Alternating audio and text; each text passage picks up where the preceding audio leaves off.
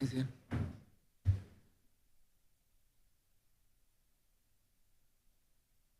House is in session. Government business, sir. Order number 10, resume.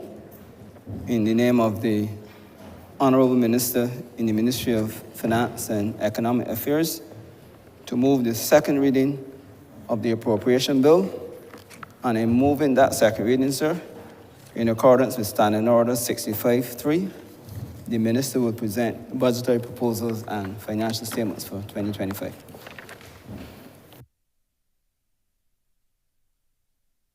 Honourable for Christchurch East Central.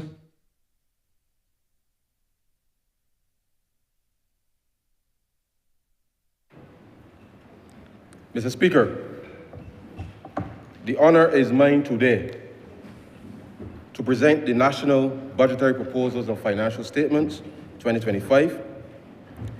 I do so for the first time pursuant to Section 2.1 of the Provisional Collection of Taxes Act, Cap 85, on behalf of the Minister responsible for Finance.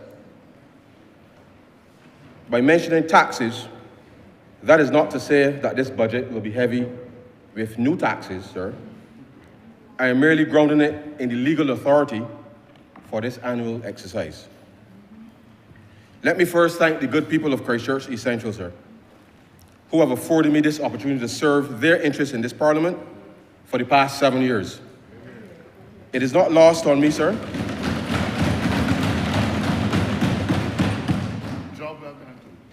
It is not lost on me, sir, the level of maturity they have shown me as demands on me personally have been great given the challenges Barbados has faced during this time. To my constituents, I am forever thankful to you for your understanding and patience.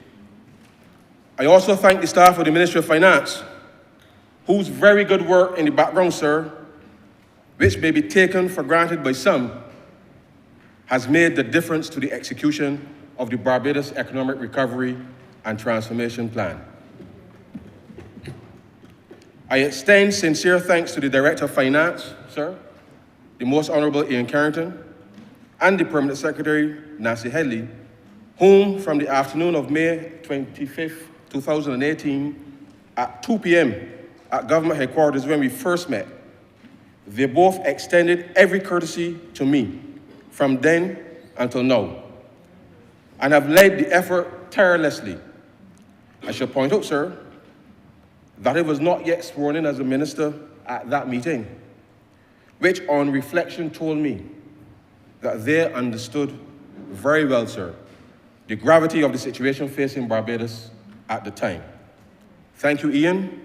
Thank you, Nancy.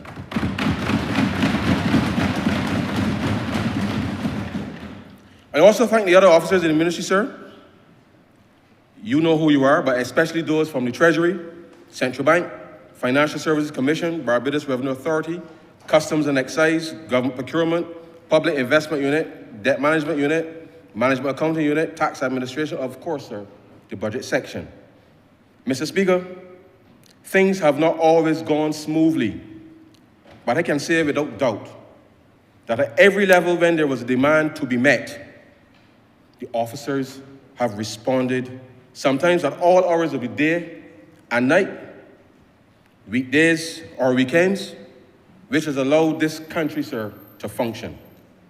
It is this commitment that I thank you on behalf of the people of Barbados. Mr. Speaker, I thank the Honourable Prime Minister for being persistent and convincing me to serve, but most of all for reposing her confidence in me to manage the fiscal affairs of Barbados at a time when the country, sir, was on its hands and knees.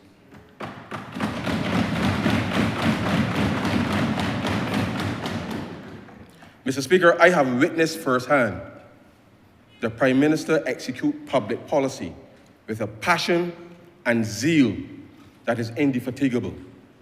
All my colleagues in Cabinet, sir, and the Parliamentary Party can swear on any religious book that when Mia says she cares, sir, Mia cares.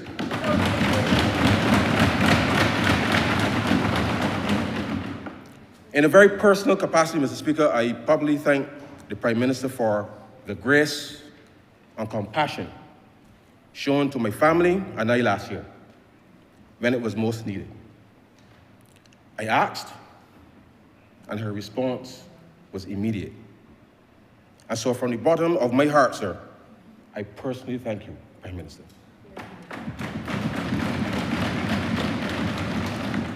I thank you, sir, for giving me this opportunity as the second trained economist to present a budget in this chamber.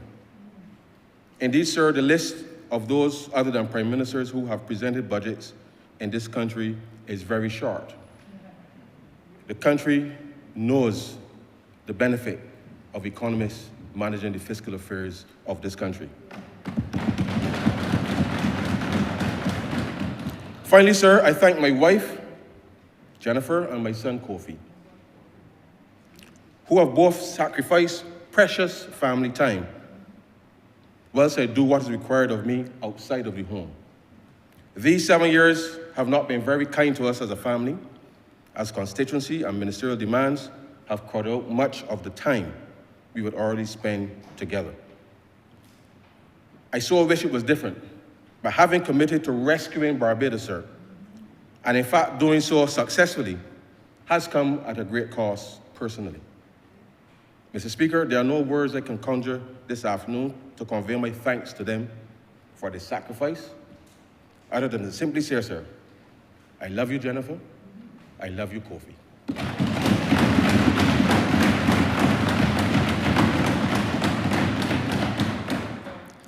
Mr. Speaker, I speak today as a proud member of this administration, with gratitude as a student of the University of Waterford, like you, sir, with the support of my constituents and family, sir, as a person born in humble circumstances, conscious of the duty I owe to my constituents, the country, and in particular, sir, the poor people of this country. Today, I speak to all Barbadians as we pursue a common destiny in the precarious and uncertain times in which we are living, characterized by a rapidly evolving external environment which continues to pose challenges on multiple fronts. This budget, sir, seeks to reflect that reality and to be a decisive step in moving the country further away from our inherited inequalities to a sustainable, resilient, and inclusive society. Mr. Speaker, the government of Barbados has embraced the mission-oriented approach to governance as a cornerstone of the Barbados Economic Recovery and Transformation Program 3.0. This visionary approach, which is supported by the social partnership, enables us to confront our most pressing challenges head-on, delivering tangible improvements in public service, fostering innovation, promoting accountability, and achieving lasting socio-economic impact. These missions serve as guiding principles in national discourse, shaping policy that consider the diverse interests of communities, labor, capital, government, academia, and civil society. This approach fosters collective problem solving, ensuring that solutions align with shared national goals. The nature of these missions enable their continuity beyond any single administration, providing a stable and enduring framework for addressing complex, deep-rooted national challenges. This new model defines the government's role not merely as a regulator, but as a proactive catalyst, actively shaping markets, accelerating transformative change, and driving sustainable, resilient, inclusive growth. By adopting targeted innovation policies that foster resilience, economic opportunity, and social cohesion, we are committing to a future where prosperity is shared, sustainable, and enduring for all Barbadians. Mr. Speaker, the objective of this approach is to put our people and their well-being at the center of national development, so that economic growth and data speak to and are reflective of a people that are doing well, have access to opportunity, can meet their needs, live with a sense of hope, purpose, and can see that their country is investing in its citizens and its young people. The task of this government is to ensure that we make it in the present while preparing our country for the future, to give citizens a fighting chance by equipping them with the required tools and skills with which they can fight and win, irrespective of the global landscape. These missions represent our bold response to the defining challenges of our times, including Mission 1, climate resilience, proactively addressing our environmental vulnerabilities and ensuring long-term sustainability and effective responses and resilience to climate shocks. Mission 2, social cohesion, strengthening community bonds and national unity amidst shifting social values and norms, emphasizing that our fate and future are shared and require us working together towards a common purpose.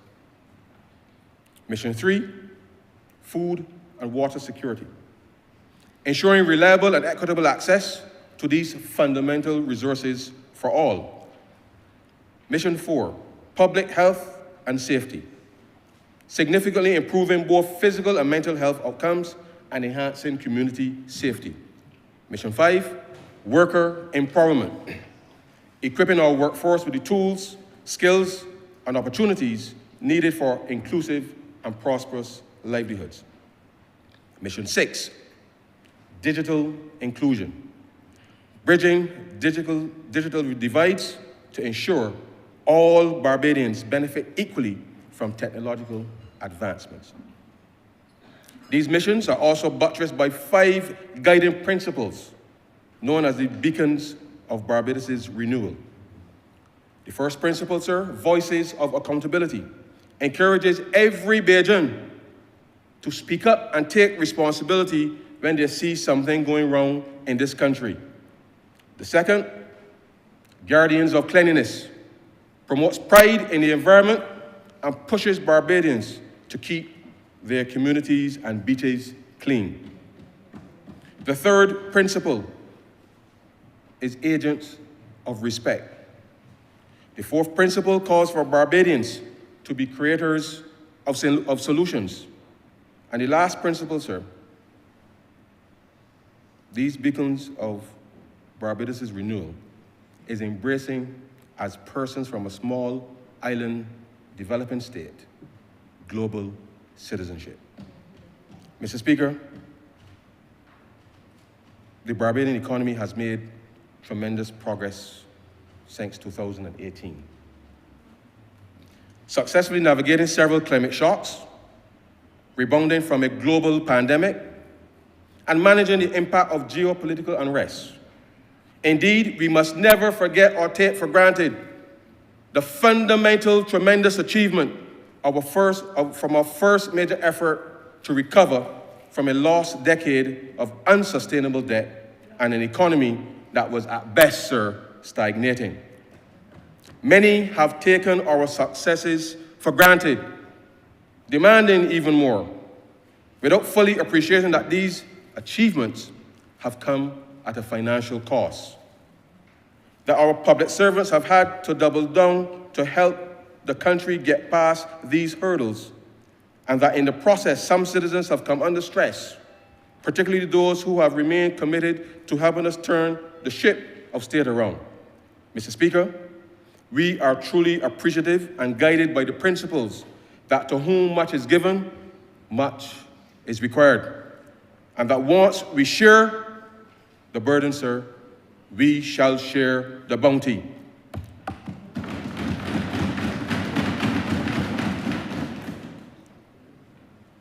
When the government embarked on the Barbados Economic Recovery and Transformation Program in 2018, it had much work to undertake. Fiscal consolidation and structural reforms resulted in stronger public finances, more timely tax refunds, and reduced central government arrears, From then until now, sir, the consistent streamlining of government's operations has stimulated overall economic growth. The robust economic performance, sir, in 2024 solidified the country's resilience. Real GDP grew by 4% compared to 2023, as strong gains in tourism, business services, construction, and the retail trade sectors bolstered the overall performance. In fact, sir, based on our year-to-date performance, the central bank will report to the country next month 15 consecutive quarters of expansion.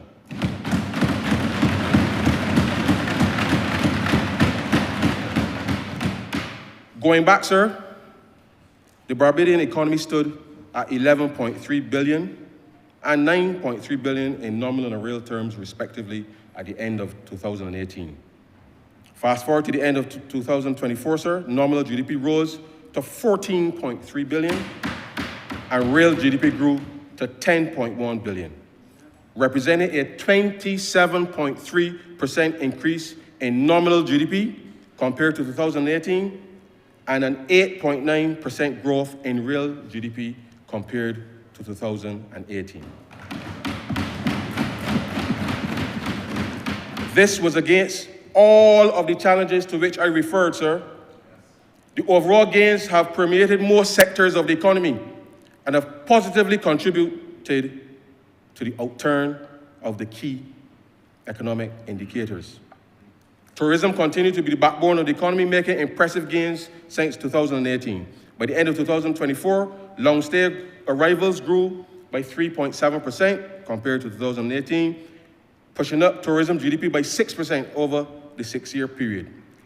Several cricket events, including the 2024 ICC Men's T20 World Cup, in addition to the Crop-Over Festival, an expanded airlift capacity brought more visitors to the island in 2024, where the US market contributed the largest increase over 2023. Mr. Speaker, I was still at the university in October 1999 when the Hilton Hotel was demolished. And I remember when it reopened, sir, in 2005. I also remember, sir, when Sandy Lane demolished the original hotel, sir, in 2001 for a 3-year, $450 million upgrade and renovation.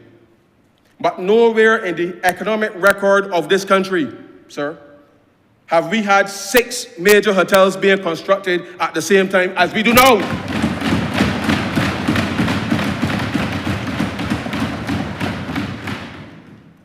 Pendry in 6 Mens with an investment of $300 million, sir, with 74 rooms and 46 residences, 300 jobs during construction, and between 250 and 300 jobs after construction, sir. Indigo with an investment of $100 million, 132 rooms with approximately 250 jobs during construction and 100 full-time jobs afterwards, sir. Hyatt Ziva across the way in Lower Bay Street there, sir, with $186 million investment, with 387 suites and rooms, 28 residences, with approximately 1,200 jobs during construction and 1,500 jobs, sir, after construction. Pierhead, with an investment of $100 million for 150 residences, sir, with 300 jobs during construction and 400 to 500 full-time jobs afterwards, sir. Royalton in Whole Town, with an investment of $300 million, 220 suites and rooms, sir, with an estimated 700 jobs during construction and 500 jobs after construction, sir. Beaches at Hayward St. Peter, part of the Sandals Group, with an investment of $800 million, sir, 532 suites and rooms, 1,700 jobs during construction, sir, and 1,800 jobs after construction, sir.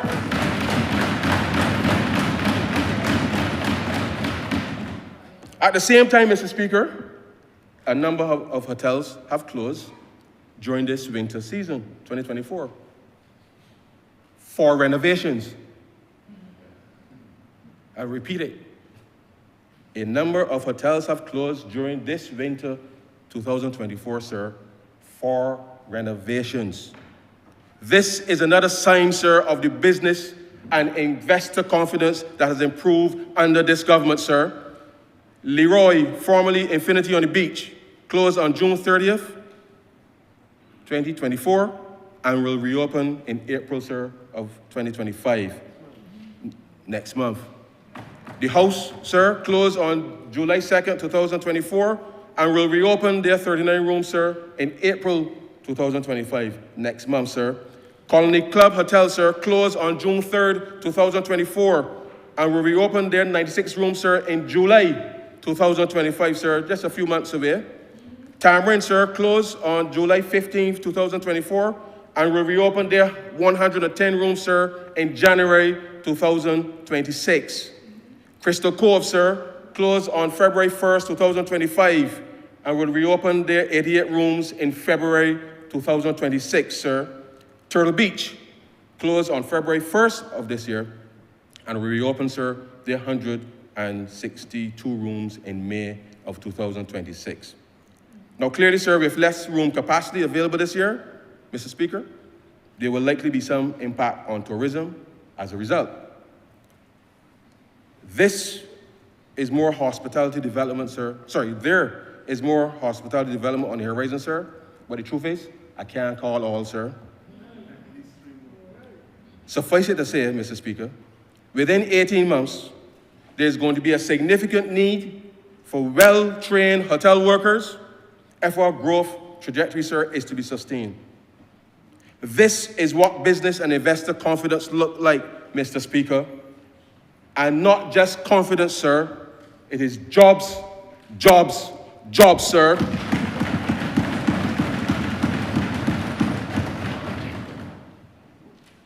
Mr. Speaker, in May 2018, this Barbados Labour Party administration inherited a debt burden that was not only amongst the very highest in the world, but was also poised, sir, to destroy the peg exchange rate, which has anchored the social and economic development of this island. Mr. Speaker, it hurts my heart to say to you that devaluation, was definitely on the cards. According to the latest IMF estimates, at the end of 2017, sir, Barbados' debt stood at 158% of gross domestic product, or the third highest in the world at the time. When you include, sir, the nearly $2 billion in unpaid bills, sir, $2 billion in unpaid bills, the thousands of Barbadians, individuals, and businesses who provided goods and services to various government departments, sir, in good faith. That ratio, sir, rose to 178.9%. The long and short of it, Mr. Speaker, is that the last administration owed any and everybody, sir, everything, and simply had no money to pay anybody. I am pleased to report to the country, sir, that in spite of the COVID-19 pandemic, in spite of the ash fall, in spite of Hurricane Elsa, sir, and Hurricane Beryl, sir, this government has paid virtually all of those unpaid bills, sir.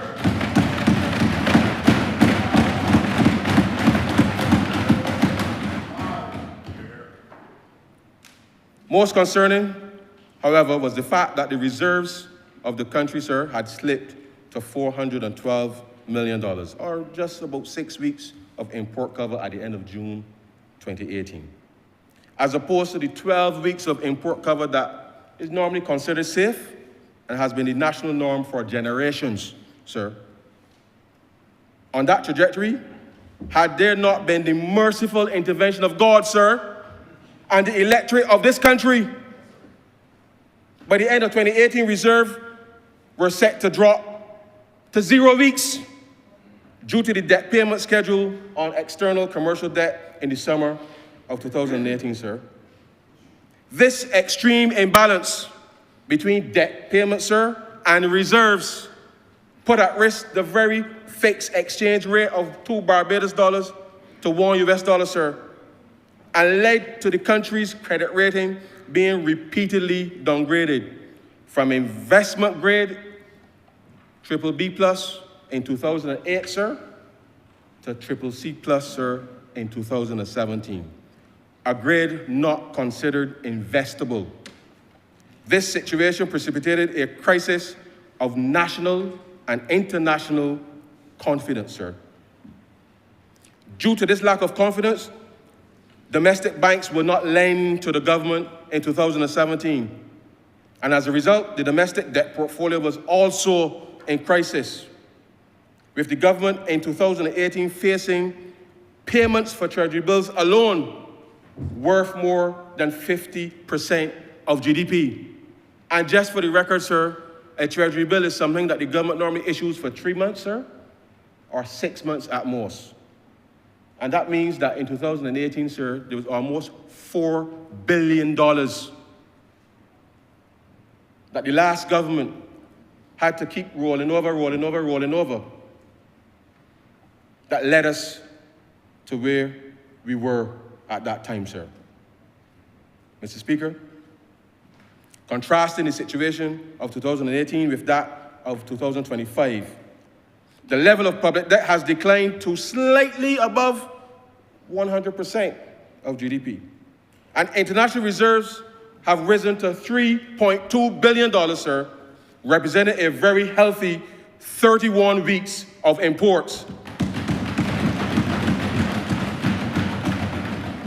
As a result of this turnaround, sir, the fixed exchange rate has been safeguarded for future generations, and reserves are set to remain at record levels, bolstering confidence in the economy and driving growth in the years ahead. In other words, Mr. Speaker, the national debt today is lower than it was in 2018.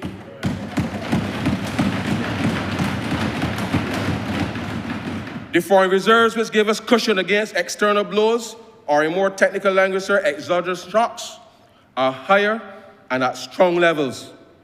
Of significance, Mr. Speaker, is the fact that the fear of every Barbadian that things were so precarious in the country, and with the economy, sir, that the dollar was going to be devalued. That fear, sir, is a thing of the past.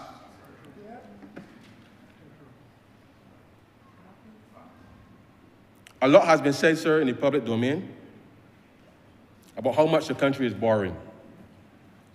As if, sir, that's the only side of the coin. I have seen people talk about how much, nobody, sir, I should say, sir, I have not seen anyone talk about how much we have actually repaid.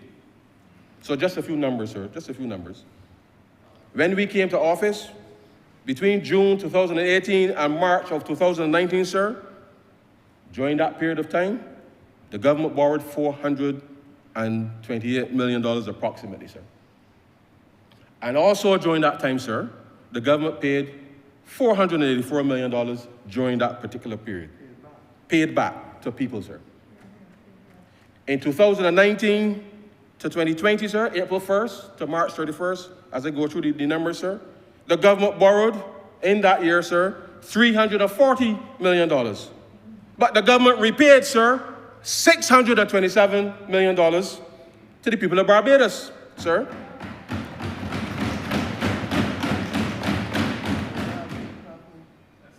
In 2020 to 21, sir, the government borrowed $1.2 billion, sir, rounding up so that the honourable member can keep up. Come in. All of us remember, sir, that 2020, when the airplanes stopped flying, we had to borrow. So in that year, sir, we borrowed $1.2 billion. But we also repaid, sir, in that very year, $955 million, sir.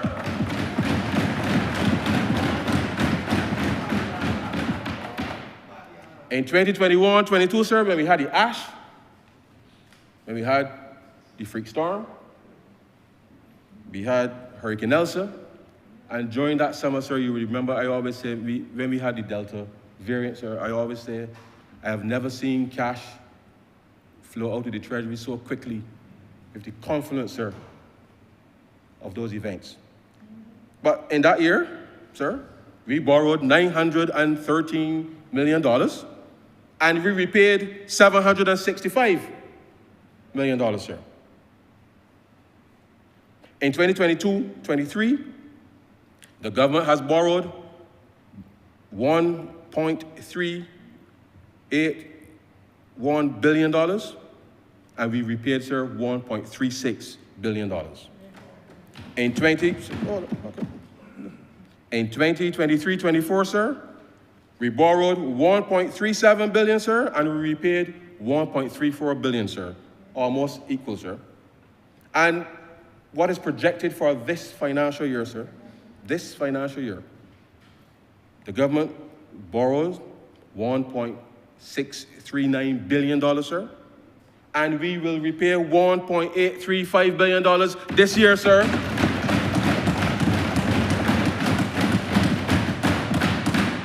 Now, sir, all told, between June 2018, sir, and projected to the end of this month, sir, the government would have borrowed in total, sir, $8.443 billion, sir. But in that same period, sir, the government also repaid $9.362 billion, sir, to the people of Barbados, as any responsible government, sir, will do. No, sir, these are the facts.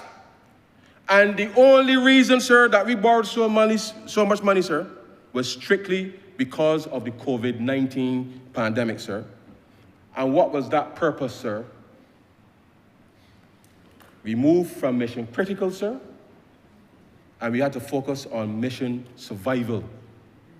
And therefore, sir, we had to borrow $1.285 billion, sir, in order to keep Barbados whole, sir, to keep families, sir, together, sir, to keep the businesses of this country, sir, together, so that we can set the foundation, sir, for the recovery that we are seeing today. Mr. Speaker, I want to make it clear, for the avoidance of any doubt, the debt level at the end of February 2025 was 101.1% of GDP, sir. If there was no COVID pandemic, sir, then the current debt level would have been 92.2% today. Now, sir, debt is forecast to continue to fall as a share of GDP for several reasons, sir. One, continuing our fiscal discipline, limiting the amounts of new debt which government needs to take on annually. The terms of the debt which the government do take are on a far lower than agreed by the previous government, sir, largely due, sir, to the confidence and restoration of the country's credit rating. And three, sir, the rate of economic growth has returned, sir, to a healthy level. Now, sir, the last time Barbados' debt level was under 100%, sir, was May 2012. May 2012. So I understand, sir, the psychological concerns that citizens may have, because it really seems like a lifetime ago. But by the good grace of God, sir, steady leadership, and barring any unforeseen circumstances, sir, Barbados will cross the 100% threshold to double digits, sir, by the end of the next fiscal year. There are some commentators who by now should definitely know better, sir, telling the public that the reserves are way too high. Mr. Speaker, the COVID-19 pandemic, the Russia-Ukraine war, the escalating trade war amongst the global superpowers, the threat to take over the Panama Canal, the impact drought is having on ships moving through that canal, sir, with the consequential hike in prices. And all of this as we confront, sir, the current geopolitical environment. This administration believes that the level of reserves that we have, sir, is both prudent and necessary. I know that your constituents and mine, sir, understand that in a time of uncertainty, it is necessary to have a cash cushion, and as Barbados has today. Mr. Speaker, the country still remembers the abysmal level of foreign reserves we inherited, the utterly precarious fiscal situation that Barbados confronted in 2018. The government has been a good steward of the national resources. We have managed and removed this country, sir, from the edge of the cliff. And Mr. Speaker, we are not going back there.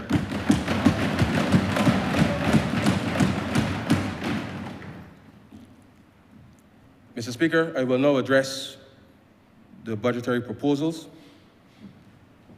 In the face of a hostile international climate, the Barbados economy continues to grow, jobs are being created, our debt is decreasing to more sustainable levels, and the prudent management of the fiscal affairs, the citizens of this country rest comfortable, sir, at night, knowing that what was in the Treasury last night, sir, was there again this morning.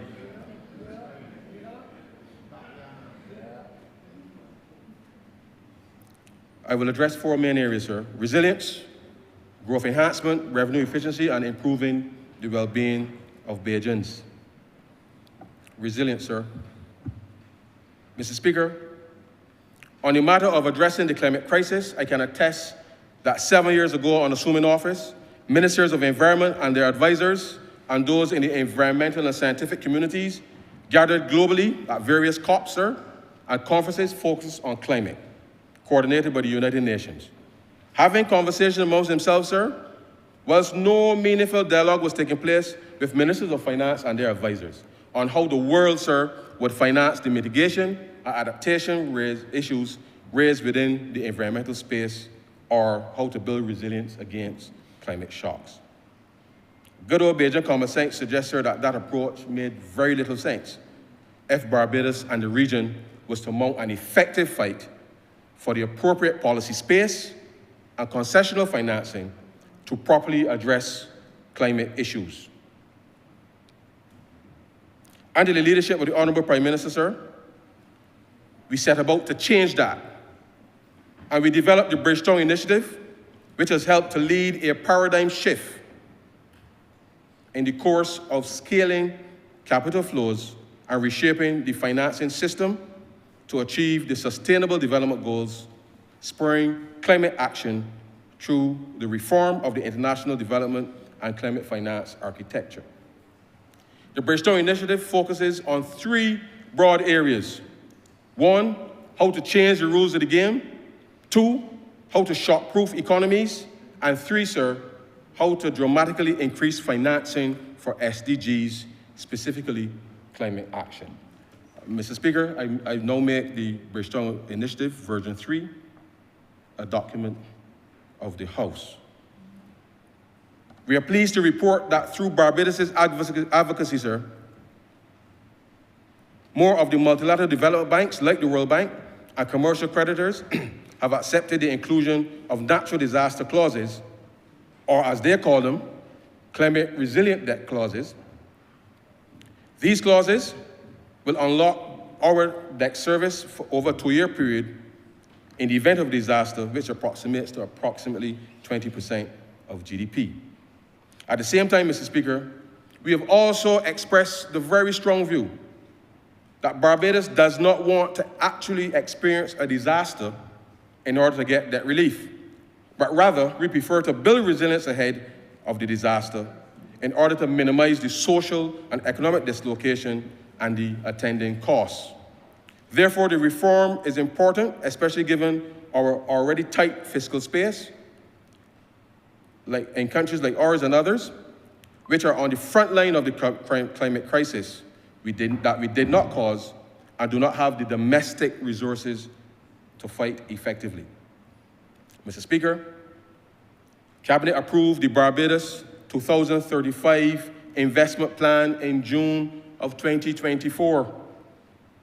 It is estimated that between now and 2035, 23.2 billion Barbados dollars, or 11.6 billion US dollars, will be needed to fund the priority projects outlined in the investment plan, of which there is a significant opportunity of Barbados 13.2 billion for investments by the private sector, while the public funding component is estimated at 10 billion Barbados dollars over 10 years. The delivery of the projects is predicated, sir, on financing being available, particularly low cost, longer tenor debt, and grant financing.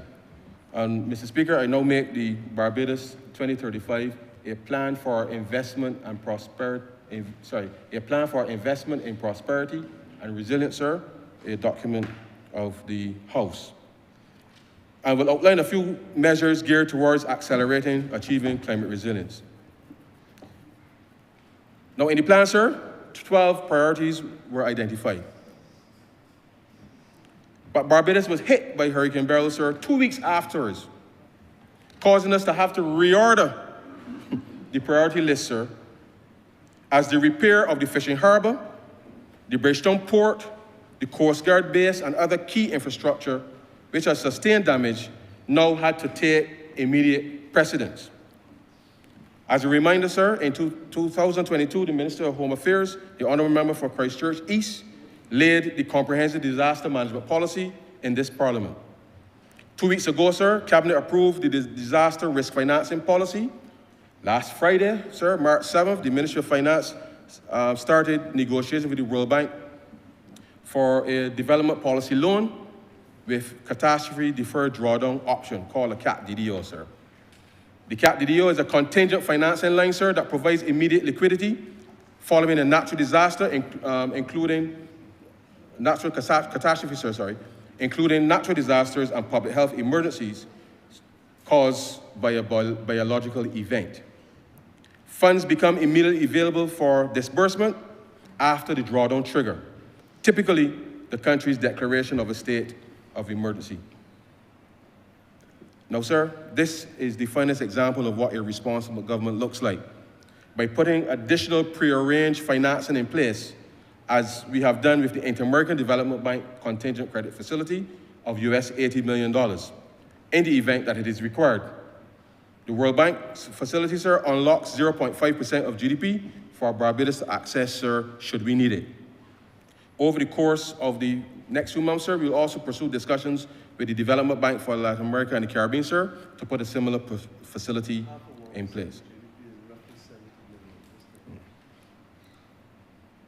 Just for the record, sir, 0.5% of GDP is roughly $70 million that would be made available should we need it, sir. Repurposing the catastrophe fund. Mr. Speaker, the passage of Hurricane Elsa in 2021 demonstrated why building resilience up front is critical. Investment priority 3 in the plan, sir, identifies Barbados as a place with equitable access to resilient housing, specifically a new resilient housing supply and dignified and resilient social housing. Investment priority 6, sir, identifies a healthy and functional rehabilitated ecosystem, specifically resilient coastal infrastructure, blue innovation, and industry. As it stands, the catastrophe fund as currently structured only contemplates expenditures, sir, post-disaster. With Barbados being on the front line of the climate crisis, there's an urgent need to aggressively build greater resilience in the shortest possible time. The government of Barbados needs to be prepared to respond to current and future shocks, regardless of the source, in order to mitigate the economic impact of businesses and livelihoods. During COVID-19, sir, we also expanded the scope of the catastrophe fund to include businesses, but given the reality of the economy at the time, we did not address how they would make their contribution. I will do so today, sir. Currently, only employees and self-employed persons contribute to the catastrophe fund at a rate of 0.1% of their salaries, sir, capped by the maximum insurable earnings ceiling, which is currently $1,219 per week or $5,280 per month. This means, sir, that a person earning $2,000 per month currently makes a contribution to the catastrophe fund of $2 per month. However, sir, a person who earns $10,000 per month only contributes, sir, a maximum of $5.28 per month to the catastrophe fund, due, sir, to the application of the maximum insurable earnings ceiling. In all fairness, sir, equity will suggest that someone earning $10,000 per month should really be contributing $10 as opposed to the $5.28 as currently the case. It is the government's mission, sir, to move from the current posture to a more proactive approach to future-proof the catastrophe fund and accelerate the building of resilience. Mr. Speaker, I propose to expand the scope and repurpose it as a resilience and regeneration fund to do the following, sir. A, provide financial aid to eligible persons and qualifying businesses in need of such aid as a result of a catastrophe. B, mitigate against or remedy the adverse effects of a catastrophe, sir. C, provide financing for resilience building activities. D, provide financing for regeneration building activities. Mr. Speaker, in order to future-proof the Resilience and Regeneration Fund, sir, I propose that with effect from April 1st, 2025, the following be introduced. Utilization of up to 50%, sir, of unclaimed and undistributed assets, including dormant accounts in commercial banks, credit unions, and other deposit-taking institutions for use in the Resilience and Regeneration Fund to build climate resilience and regeneration activities. Before I go on, sir, let me make it abundantly clear. Ever so often, we all see the newspapers, banks, and other financial institutions, sir, publishing the names and the amounts of monies for persons for whom the accounts have been dormant for 10 years already. After 10 years, sir, those monies are deposited into the Central Bank of Barbados and are held there, sir, for approximately 3 years, sir. Before, if there's no claim, sir, those monies then come to the Accountant General, sir. At any point during that period of time, sir, any person is entitled to make a claim on that money, sir, and the monies will be paid back. So I want to make it clear that the government is not going into anybody's account, sir, and taking up any money, sir. That is not what the government is doing. If the honourable member remembers that he has some money in the account, sir, he is liable, like everybody else, to be able to make a claim, sir, and the Accountant General will repay. But what we are doing, sir, is utilizing resources that are just idle to help mobilize the response, sir, to help Barbados build climate resilience. 2, sir, allow the Resilience and Regeneration Fund to accept grants, donations at large, or donations for specific projects, other financial resources, including pledges from planning gains, to accelerate resilience and regeneration efforts. 3, allow the Resilience and Regeneration Fund to borrow or issue securities with the permission of the Minister responsible for finance to accelerate the building of climate resilience and regeneration activities. 4, sir, increase the contribution rate from 0.1% to 0.25%, sir, for employees and self-employed persons. 5, sir, expand the contributor pool by requiring employers, sir, to match the contributions of each of their employees. 6, sir, for the purpose of contributing to the fund, the cap of the maximum insurable earnings ceiling will no longer apply for employees, self-employed persons, and employers, sir. 7, increase the income eligibility threshold from 25,000 to 40,000, sir, for individual claims, and 60,000 as joint income for household claims, sir. Increase the claims grant for individuals, sir, and households from 150,000, sir, to $175,000, sir. 9, for the purpose of achieving the resilience target, sir, the provision for rebuilding, regeneration, or repairs of houses defined as chattel houses will be expanded, sir, to include houses constructed from wall and other materials.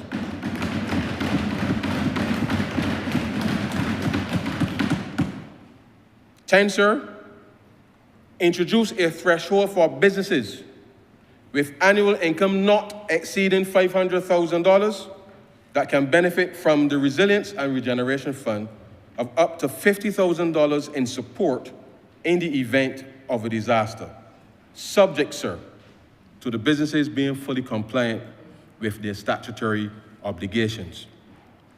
All told, Mr. Speaker, as part of the Community Disaster Risk Reduction Program, the newly established Rural and Urban Development Commission will be busy, sir, in the first instance, addressing urgent house repairs for the most vulnerable, and as primarily identified by the Department of Emergency Management and the Ministry of People Empowerment and Elder Affairs.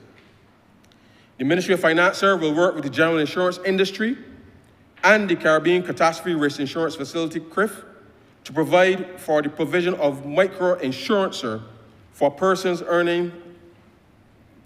with incomes not exceeding $120,000, and to explore livelihood protection policies.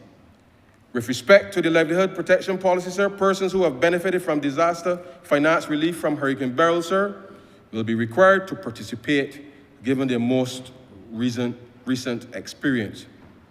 The Fisheries Division, sir, will put a monitoring mechanism in place with the National Insurance to ensure that all in the fishing industry are compliant with their contributions going forward.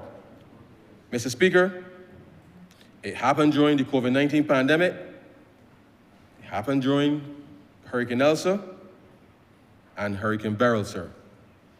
We simply cannot limp from crisis to crisis, sir, hoping that the government will come to the rescue. One is always free to self-insure, sir, but we cannot reasonably expect other taxpaying citizens to continue to come to our rescue when we have freely engaged in our enterprise of choice, reap the benefits of it, without taking steps to protect yourselves from possible disaster, and without regard, sir, for those who we expect to give us their support. As it relates to self-employed persons and businesses in general, the government has put mechanisms in place to offer some level of protection for the operation of businesses in the event of a disaster. We have all seen what happened during COVID-19. I repeat, we have all seen what happened with the fishing industry during the passage of Hurricane Beryl, sir. It does not matter what activity you're involved in, whether you're a doctor, a lawyer, barber, hairdresser, sir, nail technician, esthetician, mechanic, fisherman, vendor, musician, artist with or without an E, designer, sir, shopkeeper, shoemaker, bodywork man, sir, architect, draftsman, plumber, tailor, electrician, truck driver, contractor, coconut vendor, sir, landscaper, equipment operator. Please, sir, for your own sake, make yourself right with the National Insurance Scheme, sir.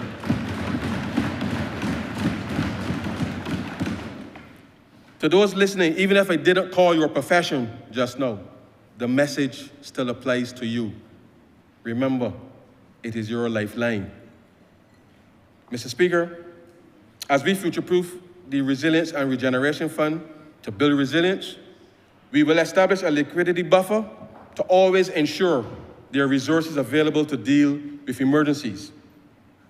The fund will continue to be administered by the National Insurance and Social Security Service, and a report will be provided to Parliament for activities in the preceding year during the annual debate of the appropriation bill. And yes, these resources may not be enough for a major disaster, but that is why, sir, we have recourse to debt relief provided by the natural disaster clauses within our debt. Mr. Speaker, I repeat again for the record that Barbados' good name and reputation has been enhanced by the leadership of the Honourable Member for St. Michael North East. The Prime Minister's determination that Barbados and other small island developing states must have the policy and fiscal space to face the challenges of the 21st century is not just prudent, but also morally right if small states are to survive. Her leadership on matters related to climate has sparked innovation across the International Monetary Fund and World Bank, yielding significant elbow room for us thus far. Quite frankly, sir, where there may have been some doubt related to our capacity to deliver under the BERT program, Barbados and Barbadians by extension have received the benefit of the doubt. And in my view, that is due to the leadership of the Honourable Prime Minister. Mr. Speaker, last week, Monday to be precise, Germany announced that it will loosen its fiscal rule for defense and federal spending and to create a special fund to boost the country's infrastructure. They have determined that in the current environment, any defense spending that exceeds 1% of GDP, gross domestic product, will not be counted towards Germany's debt brake, which limits government borrowing to 0.35% of GDP. This effectively means, sir, that their defense spending will no longer be capped. At the same time, sir, aid budgets are being cut by all major donors as some face the need to increase spending on defense, as we observe in Europe and the United Kingdom. It means financing for building resilience to the climate crisis is becoming more challenging. This further reinforces the need to enhance the Resilience and Regeneration Fund, sir.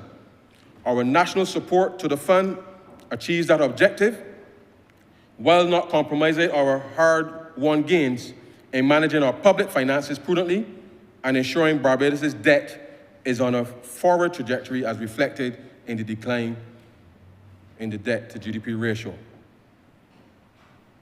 Mr. Speaker, Germany has traditionally been the picture of fiscal rectitude in Europe.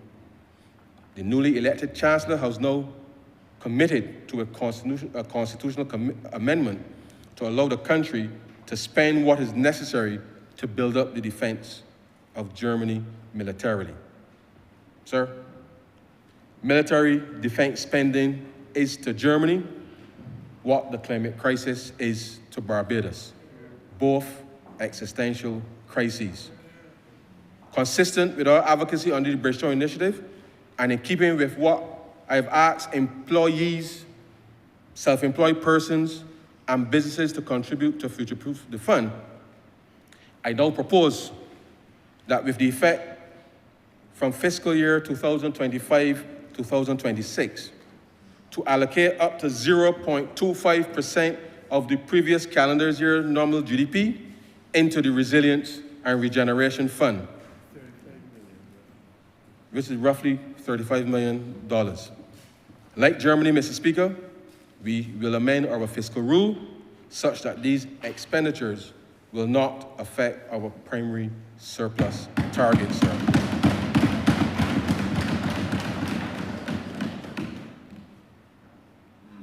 Protecting the vulnerable. Mr. Speaker, protecting our people and building social resilience is a key component of this government's strong policy agenda. And to that end, our action to protect those among us who are most vulnerable has been a key pillar of the Barbados Economic Recovery and Transformation Program. The Ministry of People Empowerment and Elder Affairs is rolling out national policies and strategic action plans with respect to the elderly, and persons with disabilities. Legislatively, the rights of Persons with Disabilities Act and the Child Protection Act have been passed in Parliament with imminent proclamation. Cabinet has approved the policy for drafting of legislation for the protection of the rights of the elderly. Work is well advanced and the draft bill is currently being reviewed by the ministry. Additionally, sir, the new Social Empowerment Agency bill that amalgamates the National Assistance Board, the Welfare Department, the Child Care Board, and the National Disabilities Unit was passed in the House last week, Friday. These changes and innovations represent a further demonstration of this government's commitment to transform the delivery of social services across the country. Ironically, sir, the said amalgamation will usher in further decentralization of social services, as with the use of new management information systems, more effective, holistic services to the vulnerable can be delivered, moving away from the current disjointed and Victorian approach to social protection. Mr. Speaker, you will recall that during last year's budget, the Honourable Prime Minister announced the introduction of the Special Needs Grant, which will provide the equivalent of 100% of the non-contributory pension to adults and 50% of the non-contributory pension to minors effective October 1st, 2024. For persons with advanced multiple sclerosis, autism, cerebral palsy, and Down syndrome. This is unprecedented in our country and is an attempt by this government to ensure that people with disabilities can live with dignity and that the burdens carried by their families and caregivers are lessened, and that they do not have to wonder, sir, how they will be taken care of when they are older.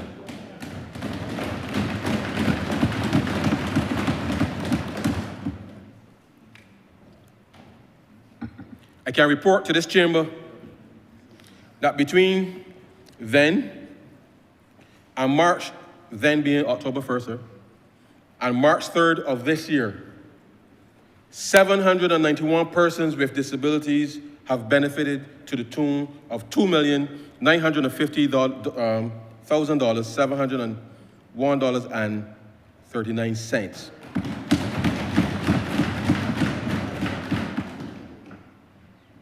Of the 791 persons, sir, 5 adults have advanced multiple sclerosis. 508 persons are autistic, sir, of which 392 are minors. Almost 2/3 of the total persons receiving the special needs grant, sir, are autistic. 151 persons have cerebral palsy, of which 53 are minors. And 127 persons have Down syndrome, sir, of which 61 are minors. When the announcement was made last year, sir, there was a small omission, as it was the intention to also automatically expand the special needs grant to minors who are blind, deaf, and mute. However, the regulations only spoke to adults with those listed disabilities.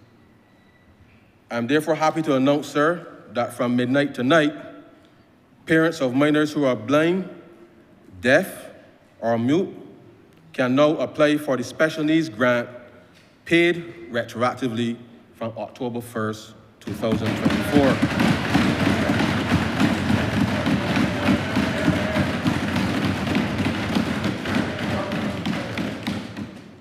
But now we go further, sir. The NIS and the National Disabilities Unit have reported a number of other disabilities, some quite rare, where persons are unable to completely function and care for themselves, that fit the underlying policy intent to provide greater financial protection for the most vulnerable.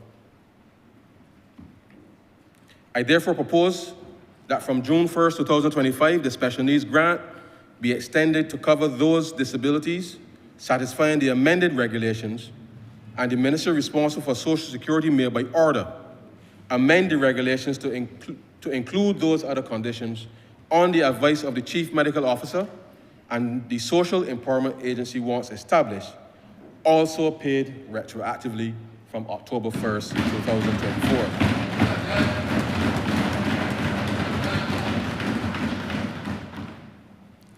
With regards to children, we recognize that there is a critical need, sir, for facilities to better cater to those children who are in need of specialist care.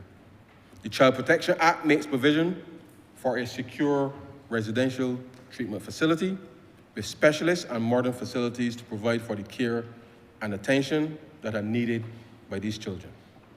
In this regard, the Ministry of People Empowerment and Elder Affairs will establish such a facility early in the next financial year, and in this regard, a building has already been identified for this purpose.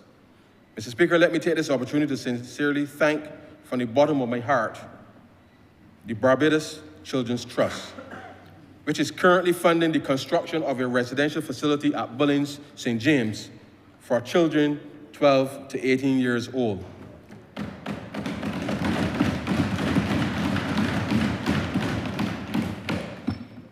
This new home for 30 children will be a safe space for children to transition into their teens and young adulthood to make a positive contribution to Barbadian society. In a similar vein, sir, let me thank the Trust for the excellent facilities built over the years at the Nightingale Children's Center at Black Rock, St. Michael.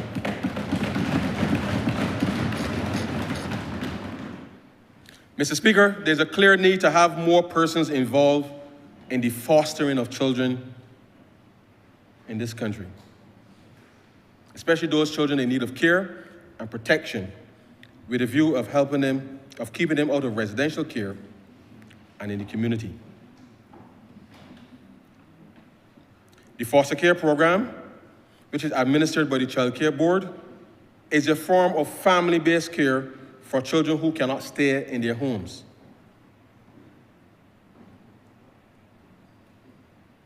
Since they have been harmed or will be at risk if they remain in the care of their families or caregivers, sadly. This system allows children who need care and protection to be placed with a family instead of in residential care.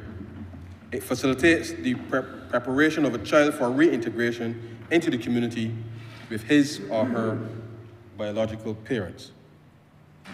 The program is a partnership between the Child Care Board, soon to be Social Empowerment Agency, and the approved individual or couple, and is preferred, sir, to institutionalization. It is a community resource which not only enhances child care services, but makes life more meaningful and productive for both the children and the foster parents. Prospective foster parents are approved after thorough investigation by the Child Care Board prior to a child being placed in their care. The Child Care Board continues to provide support to the child or children, as well as support in the form of training to the foster parents. Unfortunately, sir, the stipend paid to foster parents,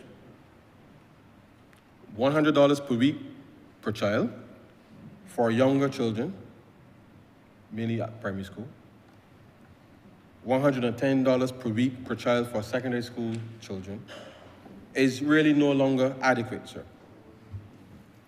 During the more than 2 decades this stipend has been in existence, there has been an increase in the cost of all food items, sir, healthcare, transport services, utilities, education supplies, and the basic needs associated with the provision of care for all children.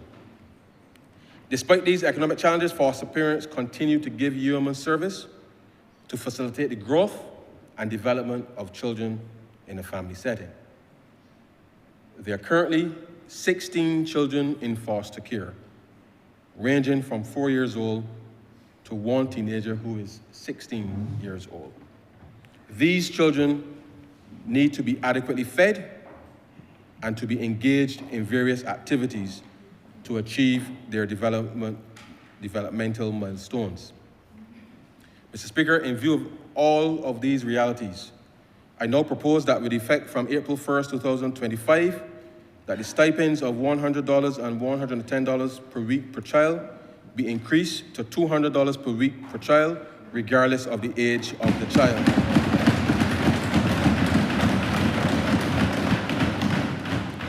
This measure, sir, will cost an additional $85,760 based on current numbers. I say to the country, sir, the Child Care Board has signaled its intention to increase the number of persons who foster children to a minimum of 30. This is a call, sir, to responsible Barbadians who wish to help care for our children, who unfortunately, sir, have no one else to care for them. Please contact the Child Care Board. Mr. Speaker, I now turn my attention to the broader social sector. Over the last few years, considerable work has been done to transform the social sector to better provide for vulnerable persons. We recognize that Barbados is now an aged society. And so we have to make better provision for elderly persons. At the last census of 2001, more than 25% of the Barbadian population was over 60 years of age. Indeed, Barbados is fast becoming, sir, a super-aged society, with over 50% of the population expected to be 65 years and older by 2050. And therefore, sir, the silver economy will take on more importance based on the demographic profile of the country. These statistics are sobering, and they underscore the need to implement measures that encourage healthy and active aging, and aging in place where seniors can enjoy their golden years. In this regard, it is recognized that older persons prefer to be cared for in their homes and communities, and the home care and community elder care programs of the National Assistance Board have been very successful, sir, in doing so. I'm also aware that it is cheaper, or more cost-effective, I should say, sir, to care for an elderly person in a daycare or residential facility than at a much higher cost either at the geriatric hospital, sir, and a yet even higher cost at the Queen Elizabeth Hospital. I am therefore pleased to announce that the Ministry of People Empowerment and Elder Affairs will, in the next financial year, commence a model of the establishment of daycare and residential facilities for the elderly and adult persons with disabilities, as well as additional daycare facilities for children, to get that intergenerational mix that is so needed, sir, for community cohesion. The first facility, sir, will be established at Sterling St. Philip, followed by Edge Hill St. Thomas. It is proposed to place such facilities in every parish across the island over the next 5 years. This, sir, is another clear commitment, sir, to the mission economy.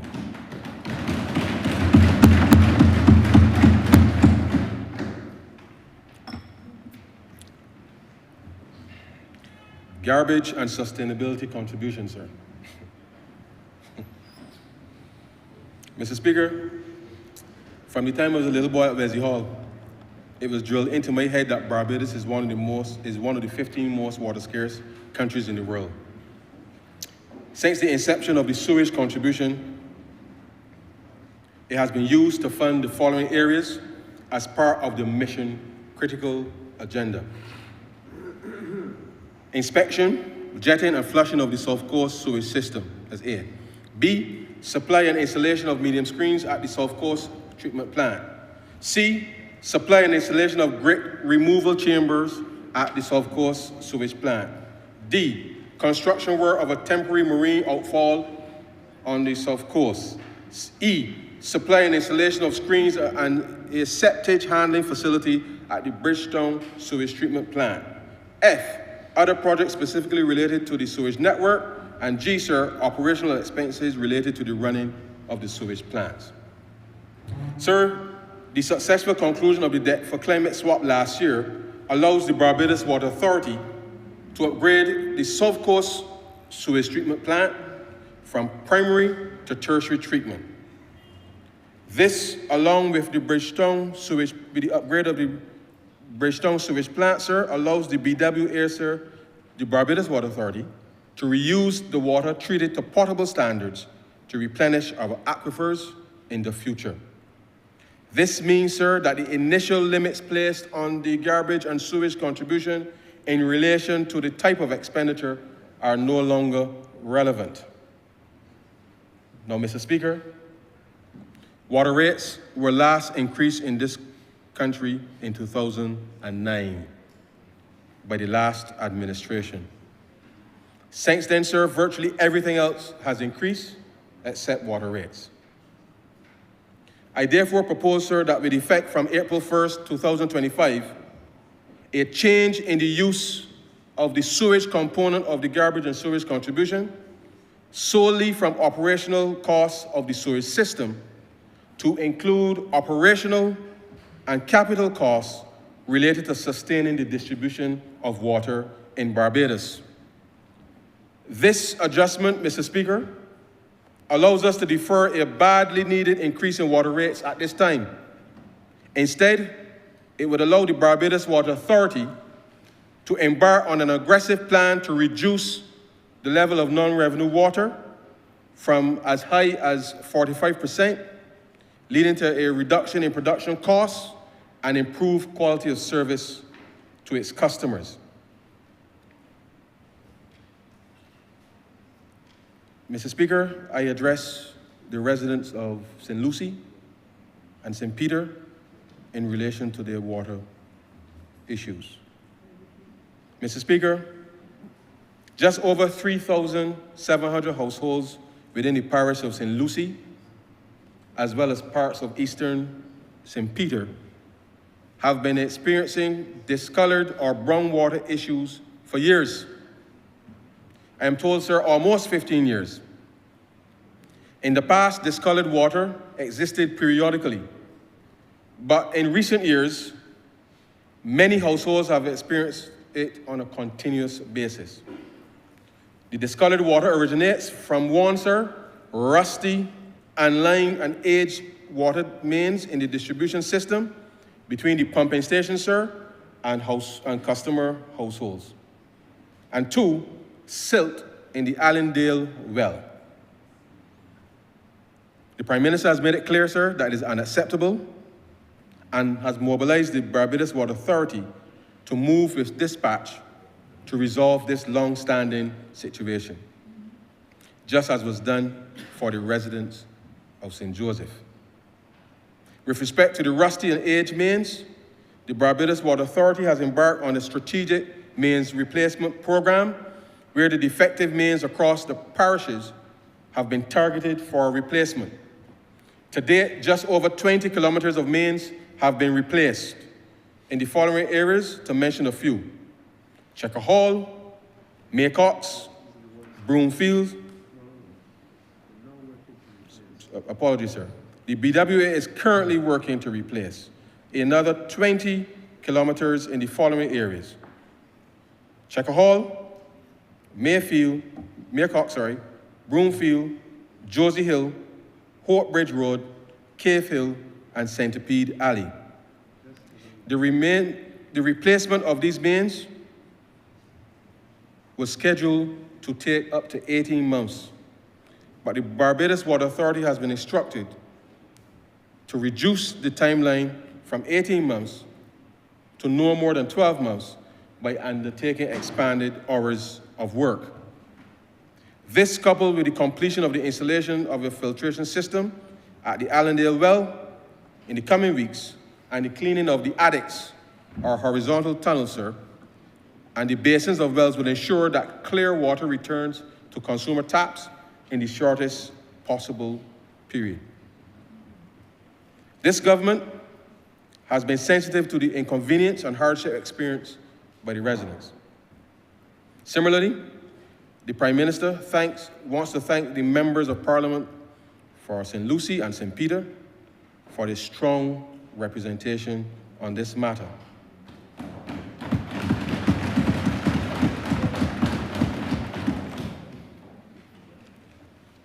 Due to the length of time it took for this problem to be resolved and the inconvenience caused to consumers in the area, I now propose that with effect from April 1st, 2025, the Ministry of Finance will make an ex gratia payment of $32 monthly per affected household to the Barbados Water Authority on behalf of these residential consumers affected by the persistent supply of brown water in St. Lucie and St. Peter. This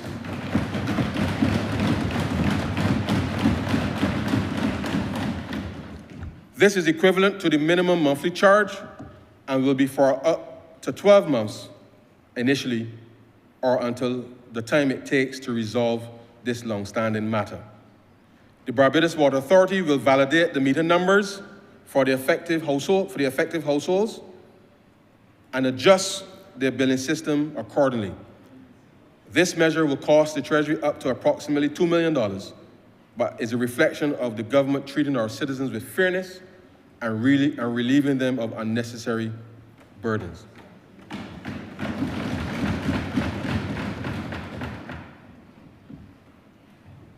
Household water resilience. Even as the Barbados Water Authority accelerates its main replacement program, we also have to augment the household water resilience program to minimize the inevitable disruption and inconvenience that will be caused across the country, sir.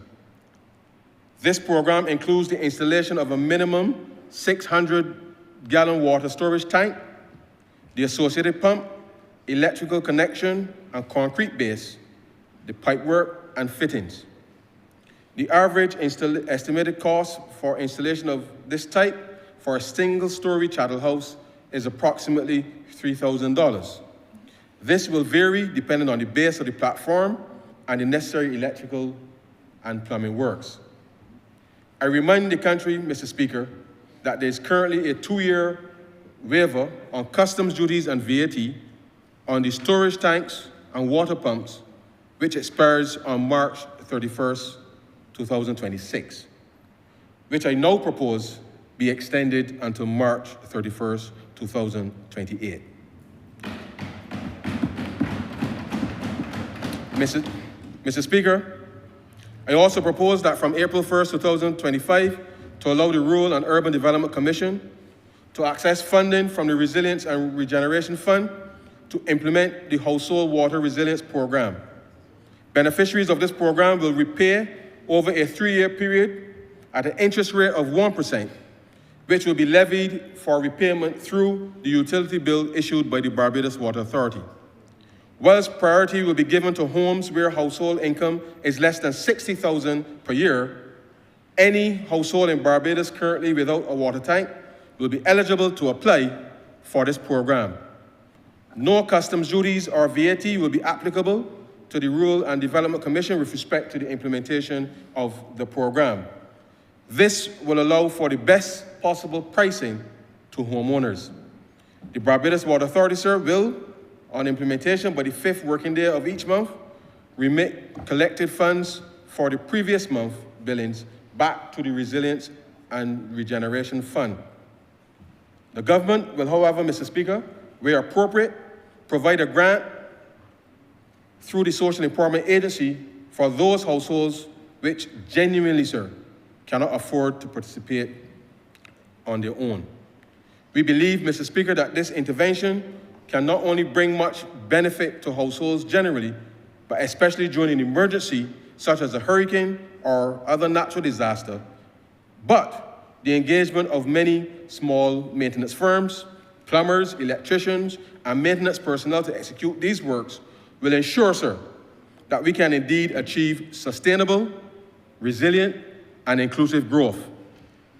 To improve the water supply to households across the country and enhance the resilience and efficiency in the coming years, I now propose that all planning applications approved for residential construction from April 1st, 2025 be mandated to require the installation of a minimum of 600 gallons of potable water storage on the premises. All new business applications will be required to demonstrate access to potable water storage, backup electrical generation capacity, and in the case of hotels, restaurants, and food establishments, a requirement for adequate storage of gas, which will also be required. The details of these requirements will be settled after consultation with the respective private sector agencies. For existing businesses currently without potable water storage, backup, electrical generation, and gas storage, they will have 2 years, sir, to remedy this deficiency. The Barbados Fire Service, over the course of the next 2 years, will be required in the normal course of their duties to inspect all businesses operating in Barbados to verify, sir, that these basic resilient components are in place to ensure business continuity, protecting our climate, coastline, gullies, and parks, sir. Mr. Speaker, the Roofs to Reefs program is a fundamental anchor of the climate investment plan. Whatever we do onshore, sir, affects everything offshore. And it is this integrated approach that must be appreciated by every citizen for the sustainability of our lifestyle. Mr. Speaker, the state of the island's beaches and the ongoing impact of sargassum seaweed requires consideration for future planning to address the impacts of beach erosion. Should Barbados experience the impact of a Hurricane Beryl or equivalent, it is difficult to account for the impact of storms on beaches and their recovery. The extent of resuspended sediment transported to deeper offshore water will result in considerably longer recovery time than the traditional 8 to 12 weeks. It is therefore imperative that future considerations be given to a west and south coast scenario over the next 10 years, where the rate of beach erosion could increase to a value of from a value of 0.6 meters to 0.8 meters per year. This will be catastrophic for the island's beaches. Equally, Mr. Speaker, on the East Coast, the combined impact of storm wave activity and sargassum impacts will continue to narrow the beaches that will result in the potential threat to the East Coast Road. Further erosion rates are projected to significantly increase in the area from Cattle Wash to lakes. Presently, erosion rates on the East Coast may vary from half a meter per year, sir, to up to a meter per year. This may increase in the next 10 years to as much as 1.5 meters per year, primarily as a result of sargassum seaweed influx damage.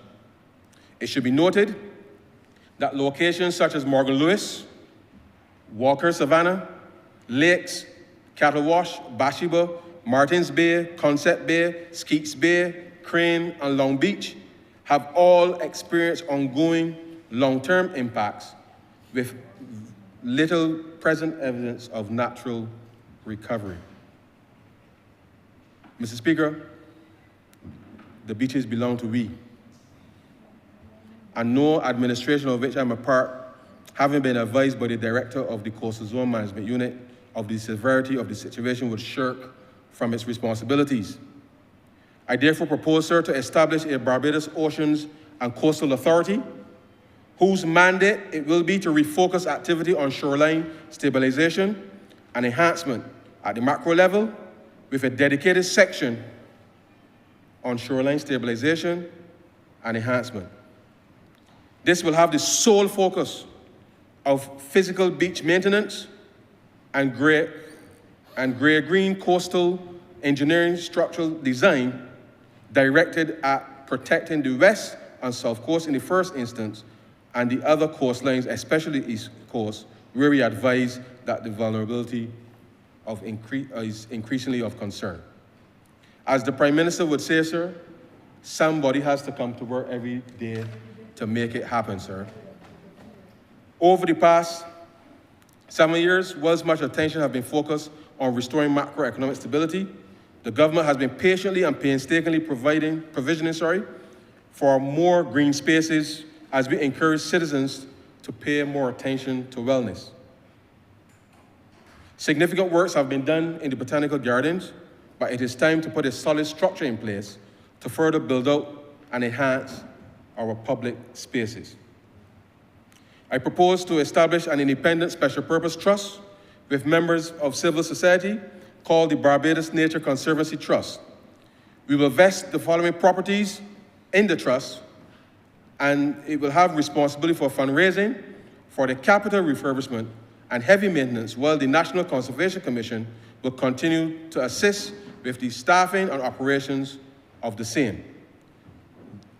Those properties to be vested, sir, the National Botanical Gardens in St. Michael, Farley Hill National Park, sir, in St. Peter, Queen's Park in St. Michael, Pool Woods in St. John, King George V Memorial Park in St. Philip, Barclays Park in St. Andrew, Welchmore Hall Gully, sir, in St. Thomas, Jack in the Box Gully, sir, in St. Thomas, Turners Hall Wood, sir, in St. Andrew, and Archers Bay, sir, in St. Lucie.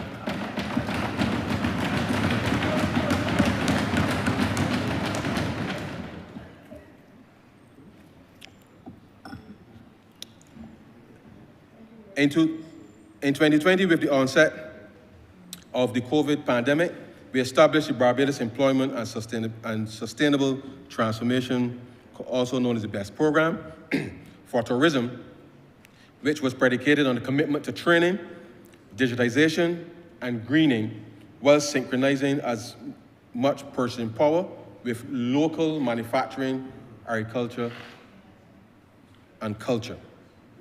This concept is as valid today as it was then. It has also been a platform that is being copied across the Caribbean community so as to ensure a higher level of integration and resilience amongst the various economic sectors, while allowing us to become more competitive as nations. Climate resilient vertical farming. Whilst we have seen increasing investment in some aspects of the agricultural sector recently, there are three strategic matters we wish to address today. While often disputed, the effects of the climate crisis have been observed over the last decade with increasing frequency. This has been represented by increasingly severe weather systems. Increases in temperatures and knock-on effects of water availability have led to negative declines in irrigated crop yields of up to 20%. Further, warmer climatic conditions favor higher incidence of crop pests and disease and cause a reduction of pollinators such as bees, sir, which are essential, sir, for crop production. In addition, periods of severe drought, flooding, and extreme winds also pose serious challenges, including significant soil degradation and erosion from heavy rainfall events. These factors have triggered failing farms and stagnating farm profits, as well as impacting the stability of food supplies and food prices. Vertical farming, sir, has emerged as a transformative climate resilient solution to enhance food security, ensure consistency in supply, and drive sustainable growth in the non-sugar sector. This cutting-edge technology leverages controlled environments and innovative technologies to optimize production, reduce water dependency, and maximize land use efficiency. By enabling year-round cultivation, it reduces reliance on imports. Furthermore, this innovative model fosters economic enfranchisement, particularly for young men and women eager to enter the agricultural sector. Both urban and rural communities can benefit from modernization whilst maintaining their role in the national food production system. With this technology, a farmer deploying one vertical farm unit, growing a consistent crop of romaine lettuce throughout the year, could have 18 harvest cycles in that period. To support this effort, the government will immediately facilitate funding by directing the Barbados Agriculture Development and Marketing Corporation to access the Agriculture Development Fund to cover the costs of 20 of these farms in the first instance, to offer to farmers for lease to purchase over a 7-year period, representing approximately $4 million in the coming financial year. Expressions of interest will be requested shortly to determine the successful 20 farmers. Adjustments to agricultural water rates. Mr. Speaker, the average small farmer uses 135 cubic meters of water per month, or as used, in the pre-COVID-19 period. In 2024, the average usage declined to 74 cubic meters. Currently, there are 374 small farmers using BWA water at a rate of $1.80 per cubic meter. Given a return to farming at the COVID-19 levels, the BWA will be expected to earn just over $1 million at a rate of $1.80 per cubic meter. Therefore, a proposed reduction of $1 per cubic meter of water would mean that the government will have to offset for the BWA the difference annually, with this first being the sum of $484,704. Accordingly, an immediate reduction of water rates for registered farmers to $1 per cubic meter will take effect from April 1st, 2025.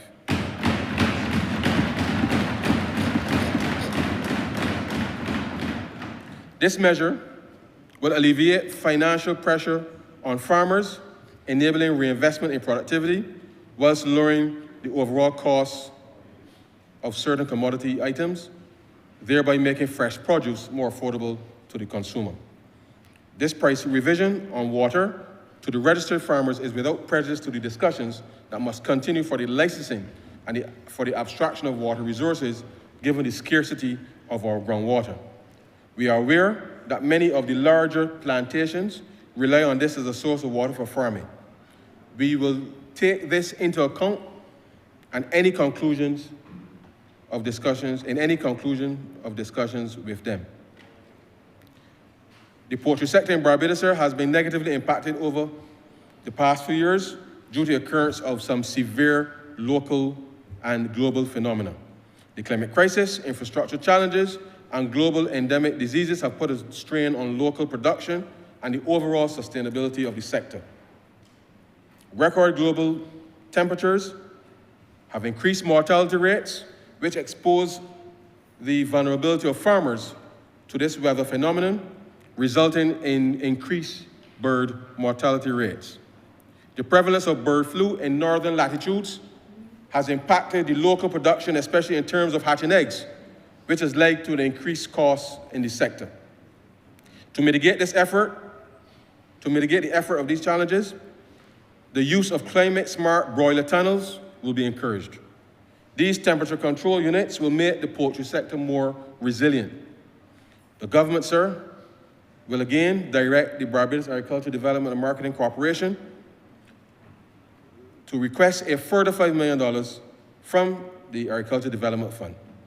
The corporation will then support 20 proficient boiler producers in lease-to-own contracts to be repaid, sir, over 7 years. Similarly, expression of interest will be requested shortly, again to determine, sir, the successful farmers.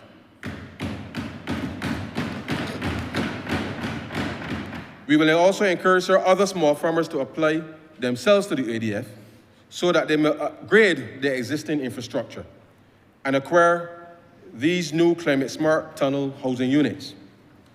These above initiatives and programs being proposed by the Ministry of Agriculture, Food and Nutritional Security will enhance the national food security and aid in making fresh vegetables, root crops, and poultry more affordable to Bajans.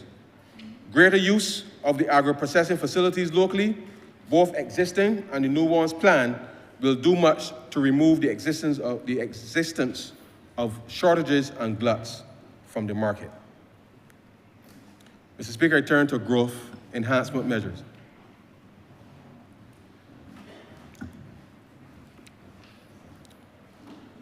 Mr. Speaker, it's clear for those with eyes to see that the Barbados economy has not only rebounded from the last decade, but we are about to engage, sir, the warp drive.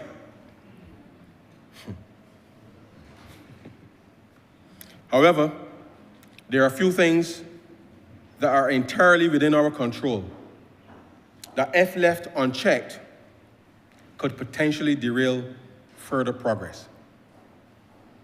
Those three things, sir, are crime, non-communicable diseases, and skills. Crime. Mr. Speaker, the Caribbean region is paying a high price for the Second Amendment rights in the United States. Access to guns presents a significant challenge. The crime situation, therefore, is a source of constant concern for Barbadians and for the government alike. Let me say, though, while overall crime has declined, the scourge of the country has become firearm crimes, and more particularly, the rate of homicides in our small country. This administration is not about apportioning blame for how we got here. This administration is about doing what needs to be done to bring gun crime under control. We must recognize, however, that the phenomenon we are seeing in Barbados is not unique. Every country within the region is experiencing the same thing. This is not in any way to compare countries or to say that it is worse over there, sir, than it is over here. It is to acknowledge that it is vital that we see crime fighting not just being a localized matter, but that in many respects, we have to adopt regional strategies. This work has already begun, and CARICOM has now established, sir, a special project team headed by a high-level representative, Mr. Godfrey Smith, a former respected Attorney General of Belize and judge of the Eastern Caribbean Supreme Court. His role is to implement targeted interventions based on the specific needs of member states to improve policing and prosecution, reducing delays in criminal justice administration, and improve the efficiency, functionality, and capacity of criminal justice delivery services in a sustainable manner within the Caribbean community. This will include the training of member states' personnel to ensure continuing development of criminal justice institutions. The fight against crime is first and foremost a domestic fight, but is also a regional fight, and the two must go hand in hand. To do one without the other will put both at risk of failure. Mr. Speaker, you will no doubt remember the presentation of the Covenant of Hope on the night of Thursday, May 6, 2016, at the Solidarity House, the home of the Barbados Workers' Union, where unity is strength. On that evening, sir, on behalf of the Barbados Labour Party, I pledged to the country that the first call on the public purse would be for the purpose of maintaining law and order, securing citizen security and public safety. Page 26, to be precise, sir. It therefore remains important that we devote extraordinary resources to support the work of the members of the Barbados Police Service, who have performed very well. I take this opportunity, sir, to thank the hard-working men and women of the service, both enlisted, the civilian staff, for their service to our country.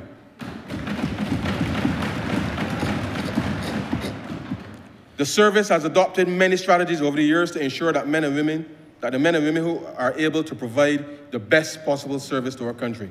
However, manpower continues to be a challenge. The police service has continued its efforts to increase the number of recruits taken into the police training center. each year, and there has been an increase in numbers. Last year's cohort saw 51 recruits being taken in, and the current cohort is made up of 47 recruits. These individuals will join the ranks of the regular constabulary. When matched against the number of officers who leave the force each year through retirement, regrettably death, illness, and sometimes a change in career, it is immediately seen that the number of officers added annually cannot help us to make up the current deficit in numbers of just over 250 officers. We will work aggressively to address the issue of regular recruitment. However, it is evident that we must also go in the direction of more effectively using the special constabulary to augment the work of the police service. The special constables play an integral role in maintaining public safety and supporting police operations. But we know that they can do much more. More for the police service, more for their country, and more for themselves. Accordingly, after consultation with the Commissioner of Police, I propose that from financial year 2025-26, special constables who have served in that capacity for more than 3 years will automatically be transitioned into the police service as full-time officers should they opt to do so.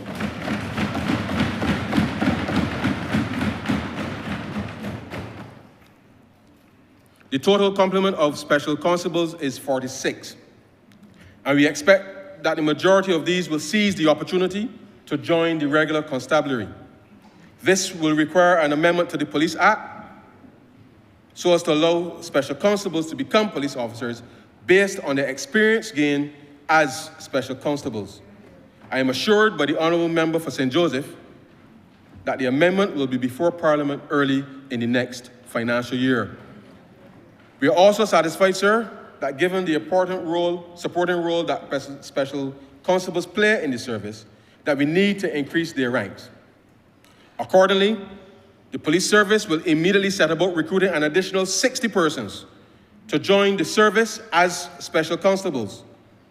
They will perform all of the usual duties, but they will also be assigned to directly supporting maintenance of social order, focusing on unregulated vending, illegal dumping, and road safety management. This will not only ease the burden on the regular police service as far as these policing duties go, but give the opportunity to transition into the service after 3 years of satisfactory service. It will providing another avenue, sir, to boost police numbers. This initiative will require additional equipment as well as vehicles for the increased patrols. We will also undertake in key areas of interest. The procurement of the new equipment and supplies for the additional personnel will begin in short order, and this measure will cost the Treasury, sir, approximately $2 million per year in salaries and another $2 million in vehicle and technical equipment. Money well spent, sir. Money well spent. Mr. Speaker, what I've outlined above is not the totality of government's response, but an indication of how we have already treated these matters. Nor is it to be assumed that the fighting of crime, sir, is only a police resourcing matter. You will recall, Mr. Speaker, that as we have to tackle the issue of criminal justice reform head-on, as we do not believe you cannot fight crime effectively with a broken and outdated criminal justice system. This came after 2 national consultations where we created a role for stakeholders to participate. We have also established an advisory council on citizen security to even broaden the work that we are doing to strengthen our law enforcement and our crime prevention efforts under the desire to fight crime and build peace and order across the country. The Attorney General and other honourable members, I'm sure, will remind you of the many initiatives that have been put in place to allow this to be a whole-of-country approach and not just the efforts of the Barbados police service. Citizens of this country, people of goodwill, service organizations, the business community, the faith and religious community, all of us must stand in the breach to maintain the monopoly of force that allows Barbados to be Barbados, sir. All of us have a stake in this. Our mantra has been, sir, if you see something, you must say something. Having said that, sir, a bad habit has developed, in my view, where some people have taken to recording police interactions with the public for the purpose of creating viral moments on Instagram and Facebook, sir. Now, let me be clear. Thanks to the Honourable Attorney General, the police service, the members of the police service have been wearing body cameras since 2022 in order to improve public accountability to you. Now, citizens have the right to record the police, but I submit in this Parliament today, sir, that citizens should not only record the police, they should also record the things happening right now, sir, in their communities when the police is not present, sir.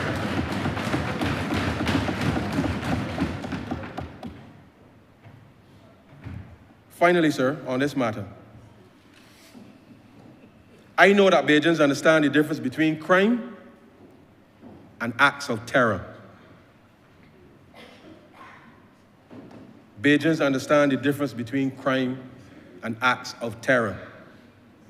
The government, the police service, and the people of Barbados stand resolute in this fight. I say to those who benefit directly and indirectly from the pursuit of criminal enterprise, we will engage all stakeholders as we have and as we must. However, action will always be taken to maintain Barbados' stability.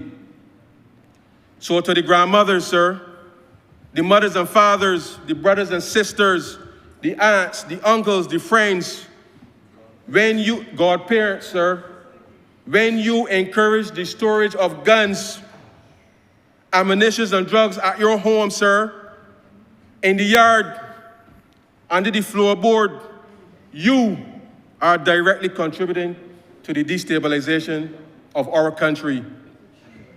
When you know something and fail to cooperate fully with the police, sir, because you are benefiting financially, you are causing harm to your fellow Barbadians, creating distress and unnecessary fear in this country, damaging Barbados' good name, and contributing to the destabilization of the country.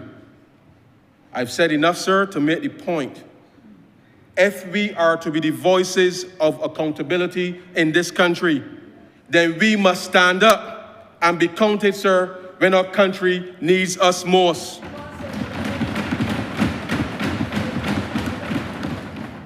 I want the whole of Barbados to know, sir, that addressing issues related to crime is directly related to our mission of achieving sustainable, resilient, and inclusive growth. Chronic, non-communicable diseases, sir. Mr. Speaker, Barbados, like many Caribbean nations, is experiencing an epidemiological transition with shifting dietary patterns. While undernourishment has declined, obesity is a significant concern, with approximately 66% of adults being overweight or obese. This is unacceptable 2 in 3 Bajans, Mr. Speaker. NCDs, as they're called for short, sir, particularly cardiovascular diseases, diabetes, and some cancers, account for over 80% of all deaths. Food availability data reveal overconsumption, sir, of protein, fat, and sugar, while consumption of fruits, vegetables remain inadequate, with over 90% of the population failing to meet minimum recommended levels. Simply put, sir, Barbados is facing a chronic non-communicable disease epidemic. Sir, we have established a national food and nutritional policy, a critical framework for addressing the growing burden of NCDs. The policy also supports baby-friendly hospital certification at the Queen Elizabeth Hospital, the National School Nutrition Policy, and the taxation over the years on sugar-sweetened beverages, alcohol, and tobacco, to reduce, the aim of which was to reduce consumption of and the use of unhealthy products. It should be noted that the Prime Minister last year co-chaired a report entitled Healthy Taxes, a Compelling Policy for the Crises of Today, with Michael Bloomberg and the former Treasury Secretary of the United States, Larry Summers. This is a clear recognition of the deterrent nature of taxes, as well as the importance of the state raising revenue to help offset the increased health expenditures because of unhealthy behavior of citizens. It is recognized by this government that in some instances, we need strong public education to change behavior as well, and not taxes alone. As Mr. Speaker, I make the report a document of the House. This comprehensive approach acknowledges that effective nutrition improvement requires addressing both individual dietary choices and broader social, economic, commercial, and environmental determinants of health, which influence food access and consumption patterns. It takes time to change habit and change business processes, but we are determined to support our population in improving their individual circumstances, as well as the national health status, and changing our sedentary lifestyles and eating habits. Our citizens, who are already well informed about these conditions, must be prepared to take greater responsibility for their own health.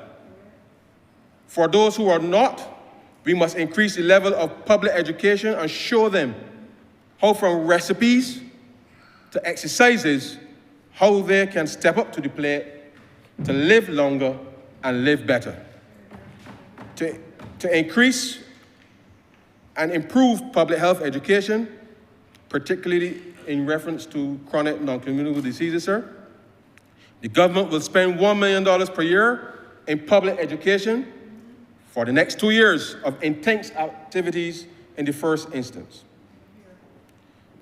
Earlier, in the previous budget, we announced an initiative for trans fat regulations, which will come into force in December 2025.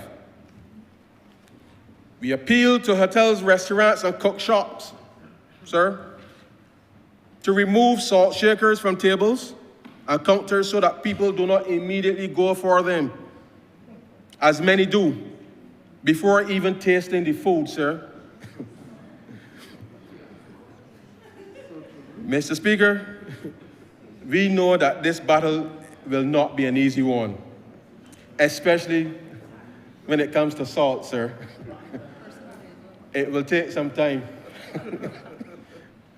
We all, sir, have a distinct love for salted pigtails and salted cod. Not you, sir, but we.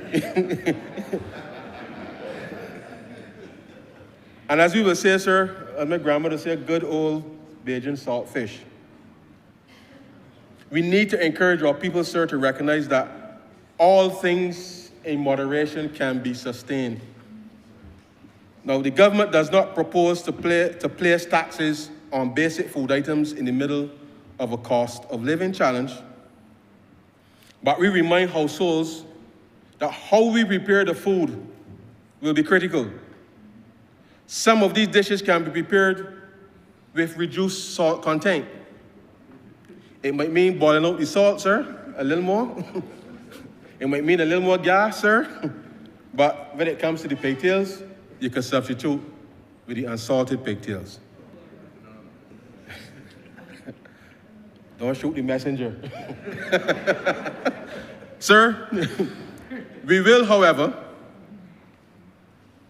with effect from June 1st, 2025, place an excise tax on certain snacks with high salt content, such as Pringles.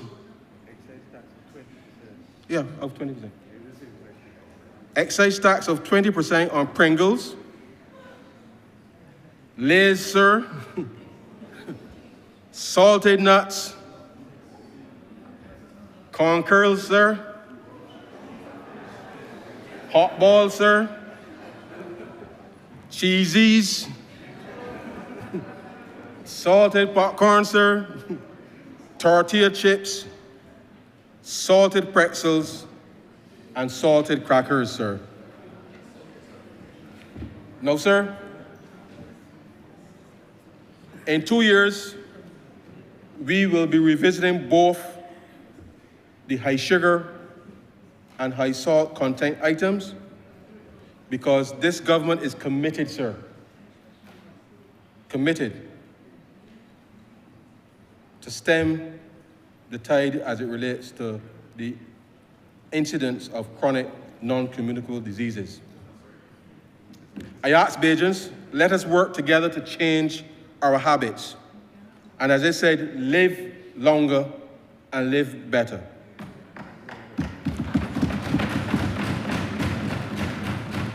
Too many people in our country, sir, have had their limbs amputated. Many people suffer, sir, with various ailments related to their feet. And many of them, sir, are directly caused by chronic non-communicable diseases, sir. Towards addressing this matter, the government will introduce a podiatry project. Initially designed for persons in our community, sir, over 70 years old, the government is proposing that we extend a practical project across the country to bring better foot care to our senior citizens. Those persons, sir, with diabetes would normally go to podiatrists. Will go to podiatrists. For those without diabetes, may go to a person doing normal pedicures. The aim of this program is to provide at government's expense a chance, sir, to improve foot care by offering up to 3 such visits per year. In this way, we teach our citizens the critical importance of foot care while at the same time creating opportunities for practitioners of these small businesses across the country. I want to particularly encourage our men, sir, to also avail themselves of these services and opportunities because it is not only women, sir, who can get a pedicure. Men too also suffer from these problems, and we want men to participate fully, sir. Filling the skills gap. Mr. Speaker, Barbados is currently experiencing a skills shortage across a range of disciplines, which must be filled urgently, otherwise the sustained, inclusive economic growth we are charting under BERT 3.0 may not materialize. It is instructive in this academic year, sir, 2024-25, to give us context, to look at the enrollment data by age in the public schools, from the Ministry of Education Transformation. And I will take just a little time, sir, to go through this so that people can visualize. Right now, sir, in this academic year, in fifth form, which means children turning 16, sir, there are 3,679 children enrolled in fifth form. In fourth form, sir, children turning 15, 3,107 pupils. In third form, sir, children turning 14, there are 3,042 students, sir. In second form, children turning 13 years, 3,075 students, sir. In first form, currently, children turning 12 this year, 2,655 pupils, sir. In class 4, sir, those who will sit 11 plus in a few weeks, 2,409 students, sir. In class 3, sir, children turning 10 this year, 2,362 students, sir. In class 2, children turning 9 years old, sir, 2,224 students, sir. In class 1, sir, children turning 8 years old, 2,091 students, sir. In infants A, sir, children turning 7, 2,067 students enrolled, sir. And in infants B, sir, children turning 6 this year, there are only 2,060 students enrolled.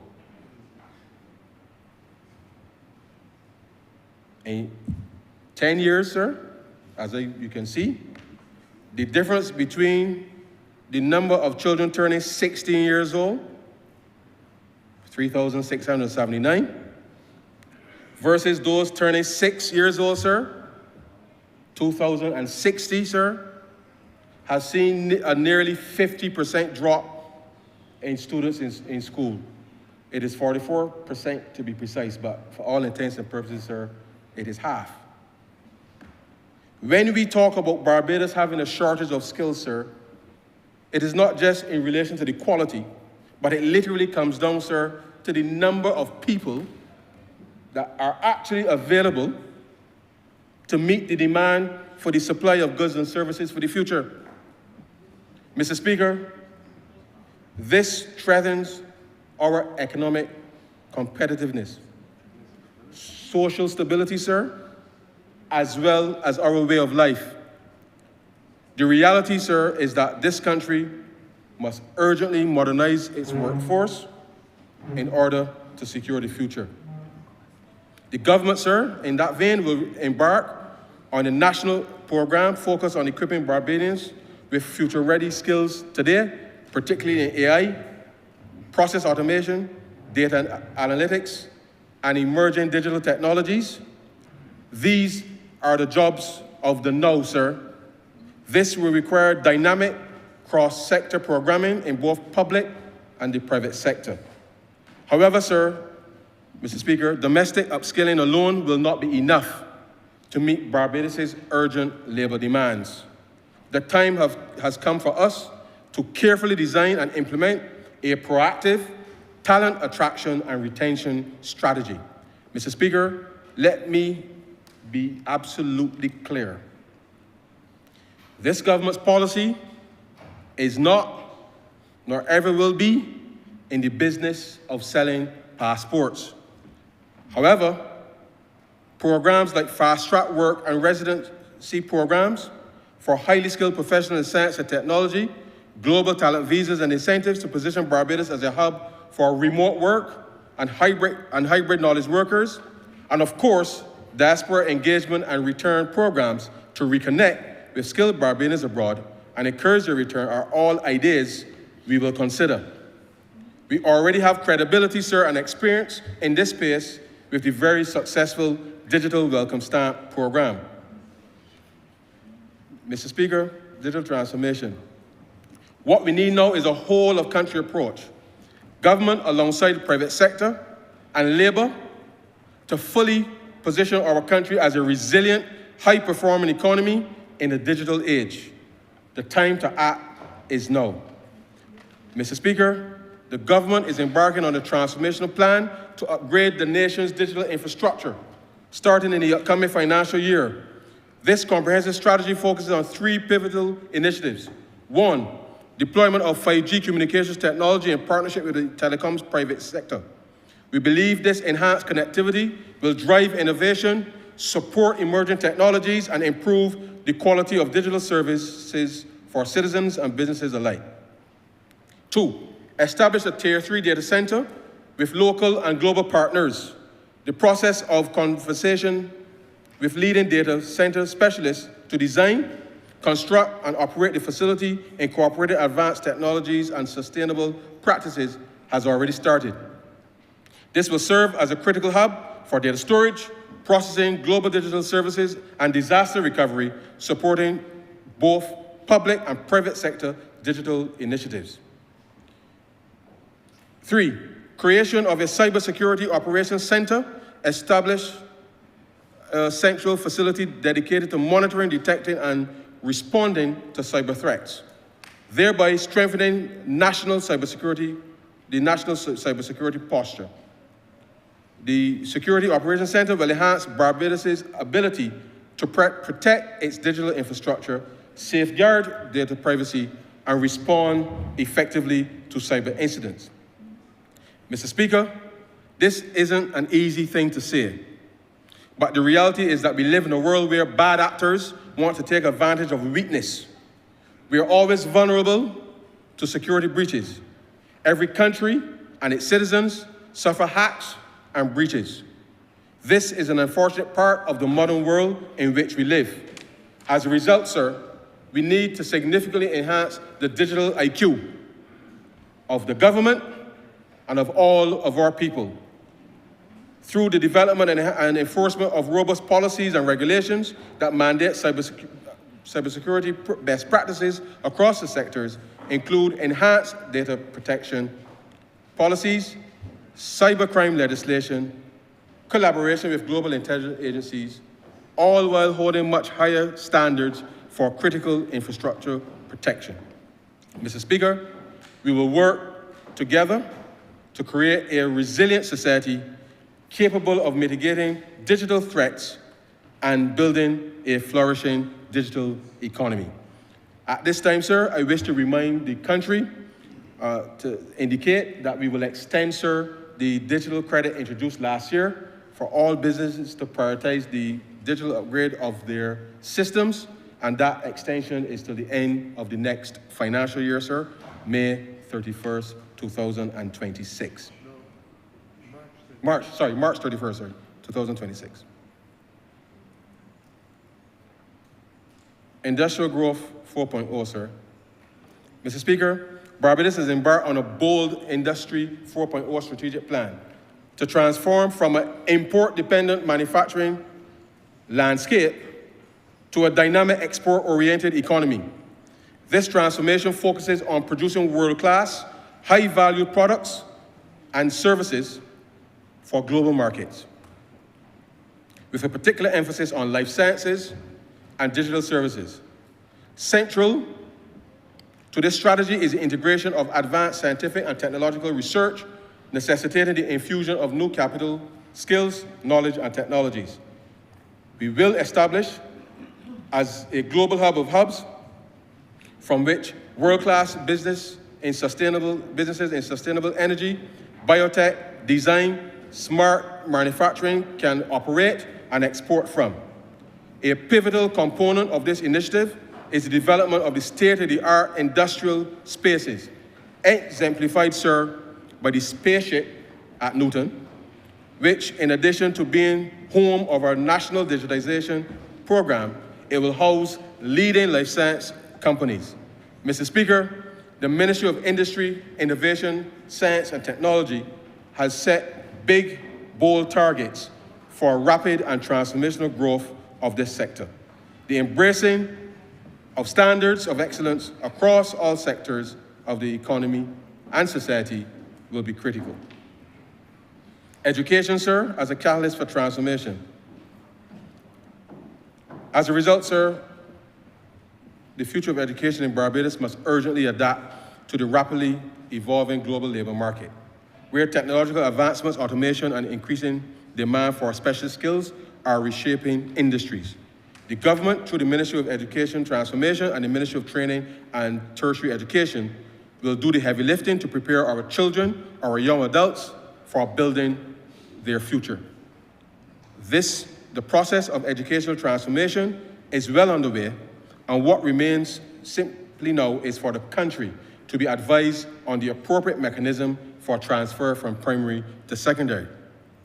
We've already completed much of the diagnostics and analysis necessary to inform the plans to reform the system and to improve the infrastructure. Indeed, training has started across the primary and secondary levels. The establishment of the Ministry of Training and Tertiary Education is a deliberate and strategic intervention to make the entire country of Barbados, sir, a training campus.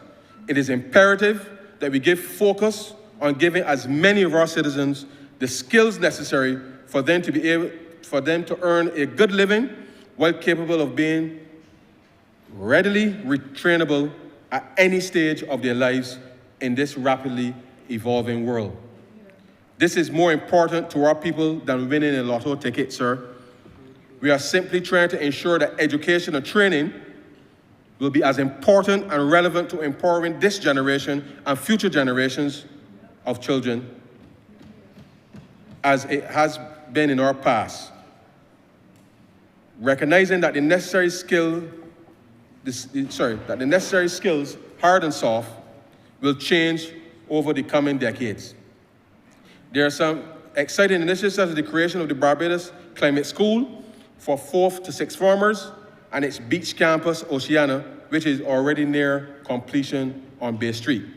This initiative is being undertaken in partnership with local and global philanthropy and civil society. You will hear about it in the upcoming weeks. It is also intended to move the Grade and CD Secondary School from in the back, sir, of the Garrison paddocks to the front road, sir, on Colma Rock.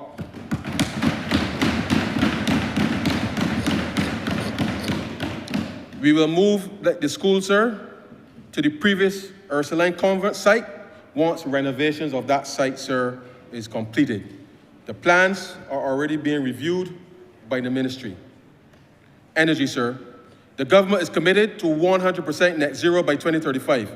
This requires an aggressive expansion in renewable energy initiatives to achieve this target. This transition includes a mixture of renewable energy approaches with the current thrust weighted towards solar photovoltaic projects. This requires significant investment in these projects and equally investment opportunities for both public and private sector. Government believes that these opportunities should enjoy wide participation from Barbadians. In this regard, the government has arranged with financial institutions to provide a path for public participation in renewable energy opportunities via appropriately developed instruments including both equity ownership and debt participation. Given the expected returns from these renewable energy investments, this will provide an avenue for Barbadians to earn a return on their savings significantly above the current rate of savings. These investment opportunities will be carefully reviewed and will be approved by the Financial Services Commission before being offered, sir, to the public. We are confident that with these instruments, the public can not only earn a better return on their hard-earned savings, but will participate in an initiative, sir, that will add to our climate adaptation and resilience programs. Mr. Speaker, the government has been pushing ahead with the implementation of the 2019 Barbados Energy Policy. In previous budget presentations, we have provided updates on how a national grid designed for fossil fuel generation are now being adapted to support the connection of renewable sources of energy generation has reached its maximum capacity. In the interim, hundreds of small businesses in this country who invested in solar PV projects are still awaiting connections to the grid.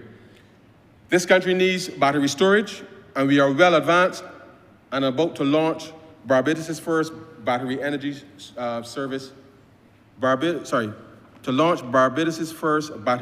service procurement project. In the meantime, small businesses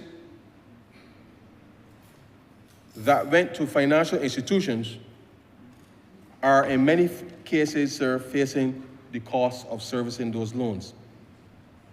Mr. Speaker, the Energy Smart Fund, which has now been equipped to offer a loan refinancing facility, under Component 1 of the Sustainable Energy Investment Program, Smart Fund 2, in the amount of $15,187,500 has been provided for the financial year 2025-26. I now propose that with effect from April 1st, that this new refinancing facility administered by the Enterprise Growth Fund will be available to small and medium enterprises to refinance their stalled renewable energy projects at an interest rate, sir, of 3.75%. Under this facility, sir, small businesses can refinance their projects under the Smart Energy Fund, benefiting from a 1-year moratorium on repayment of principal until such time as their PV projects are connected to the grid. By launching this new refinancing facility, this government is investing in the sustainability of our small business sector and giving business owners peace of mind during the period when their PV systems are not connected and therefore unable to generate revenue. Additionally, repayment of loans can release lenders' available capital, allowing them to allocate funds elsewhere. I expect, Mr. Speaker, sir, that this loan refinancing facility will help the local small business community prevent project failures and maintain investor confidence. The government, sir, has previously committed to keeping a certain percentage of the renewable energy potential for the benefit of state-owned enterprises. This will allow us to ease some of the burden on the consolidated fund with respect to the public transfers for these state-owned enterprises. We have already had expressive interest from the private sector for partnering with some of these SOEs. This year, we will initiate joint ventures with the private sector and also extend participation, sir, to private individuals whose return on savings in the banking sector, as we have said, remains paltry at best. Trade facilitation, sir. Mr. Speaker, under a previous Barbados Labour Party administration, the Customs and Excise Department was the first department in the region, sir, to implement Asikuda Plus in 2005, which at that time, sir, was the latest in customs procedure clearance. 2005, sir. It took this Barbados Labour Party administration return to office again to implement the current Asikuda World System in September of 2019. Regrettably, by then, sir, Barbados was the last country in the region to upgrade the system, as the previous administration had failed to do so, sir, for the previous 5 years. I say to the country, sir, Barbados cannot, sir, Barbados, let me repeat, Barbados cannot afford, sir, to be last in anything, sir, in the 21st century. Mr. Speaker, I'm happy to announce that last Thursday, Cabinet approved my recommendation to upgrade to Asikuda 5, sir, the 5th generation of the system designed for the automation of customs procedures and processes. We will shortly sign the implementation agreement with UNCTAD, with the aim, sir, of launching the new version of Asikuda, ASI5 as it is known, sir, by January 1st, 2026, sir. It is important to note, Mr. Speaker, that due to our successful implementation of Asikuda World in September 2009, Barbados has been selected as one of 5 countries in the world to conduct beta testing before adaptation, sir, to the national environment. I want to thank the Controller of Customs, his management and staff, along with the members of the private sector for putting Barbados in a position, sir, to benefit from the early rollout of this new system and the new features, sir, globally. Some of the new features in ASI5 include greater automation and processing of post office cargo, easier processing of disaster relief consignments, and end-to-end facility to monitor and process passengers. Users of the new ASI system, sir, will be able to access customs securely, sir, from their mobile device of their choice, online processing of payments, thereby reducing transit time for them and processing and reconciliation time for the department. The net result will be faster access to goods and services imported and better facilitation, sir, for exporters. In this way, we are reforming our systems within in order to ensure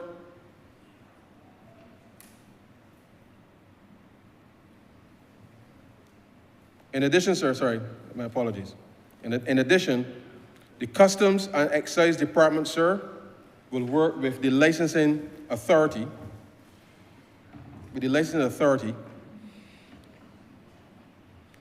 the General Insurance Association, financial institutions, as well as automotive dealers, to totally revamp, sir, the process through which vehicles are registered and sold. The ultimate mission, sir, is for you, sir, to walk into a dealership, test drive a vehicle, sir, and if it is to your liking, sir, that you should be able to drive home in that said vehicle, sir, in less than 2 hours with registration, insurance, sir, and financing in place. This is the new standard to which we must meet, sir, in order to transform the way business is done in this country.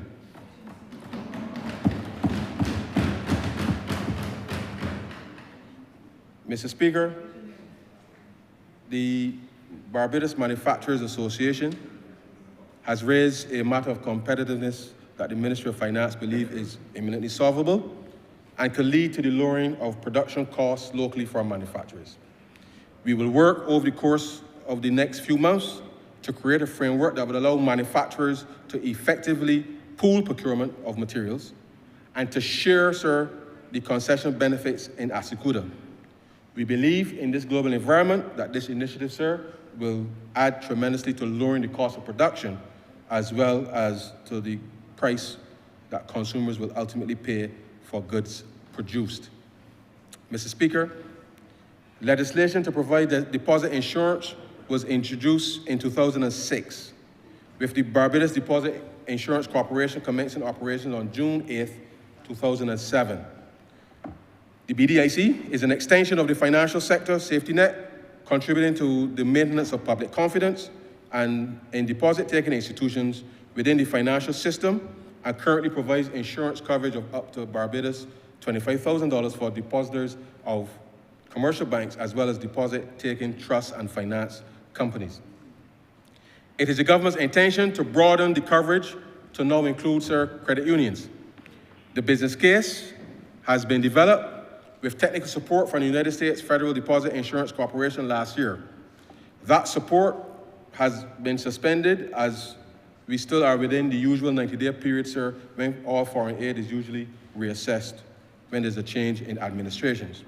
Nevertheless, work will continue with robust stress testing of the business case by the Central Bank in conjunction with the Financial Services Commission, while the other work on the legislation continues apace. It is my desire, sir, to have this matter completed by the end of this year. The movement has my assurance, sir, of the government's financial commitment to get the process started as soon, sir, as the legislation has been passed. As you are also aware, sir, more often than not, there is conflict between landlords, agents, and tenants, disputing the repayment of rental deposits, often leaving the tenant without much protection, or having to seek legal remedy, which could take a long time. To remedy this situation, sir, I propose to broaden the current scope of BDIC to include a deposit protection services as part of its mandate, sir. The purpose of the service is to protect tenants from losing their security deposit unfairly by providing a neutral platform to resolve disputes with landlords regarding deductions at the end of any tenancy agreement.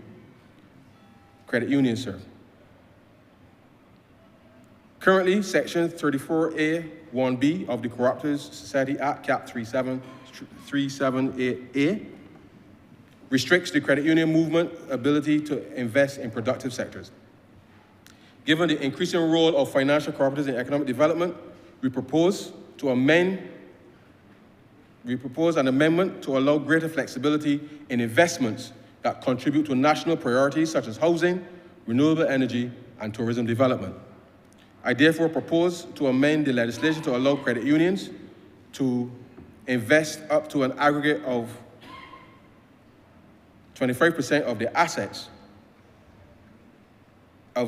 in productive sectors, including real estate projects, renewable energy projects, tourism-related projects, and other projects approved by the Ministry of Finance. In keeping with the ethos of the credit union movement, Mr. Speaker, the Ministry of Finance will authorize through the Financial Services Commission, with effect from April 1st, 2025, the use of participation loans by multiple credit unions to a single lender to reduce exposure to individual institutions. I believe, sir, that this expanded investment facility will strengthen the credit union's role and will help with achieving, sir, sustainable, resilient, inclusive growth. It is also equally evident that Barbadians have money, sir. Every few months, people are caught in some scam, sir. Blessing Circle, fake crypto accounts masquerading as investment opportunities, just to name a few. These get-rich-quick schemes always seem to capture people's imagination or desire for a quick and easy dollar. Sir, the only person who wins is the scammer. Mr. Speaker, the following are the average net profit margins by selected industries on an analyzed basis in the United States as of March 2025. Bear with me, sir. Banks, 27.2% over the course of the year. Drug manufacturers, sir, 12.3% over the course of the year, sir. Grocery stores, 2%. Luxury goods, sir, 2.8%. Residential construction, 10.2%, sir. Restaurants, 4.2%. And trucking, sir, 3.7%. Now, sir, I encourage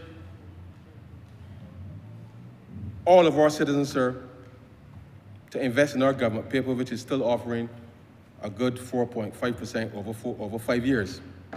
But I've deliberately chosen these profit margins to show that across a range, sir, of legitimate business sectors, it is not possible, sir, to achieve the extreme profit margins that are promised by the scammers, sir. The next time someone swears to you that if you give them $100 today, Monday, sir, and that they will give you $500, sir, on Friday, sir, trust me, it is a scam. And that person, sir, is part of the scam, even if they don't know that they are part of the scam, sir. If it was that easy, sir, I would put up $100 million today, sir, and get the $500 million Friday, sir. I would not have to hurt my head, the Prime Minister, about financing government's fiscal program, sir, trying to find fiscal space. I urge Bajans, sir, I urge Bajans. If it looks like a duck and it sounds like a duck, it is a scam, sir. Okay?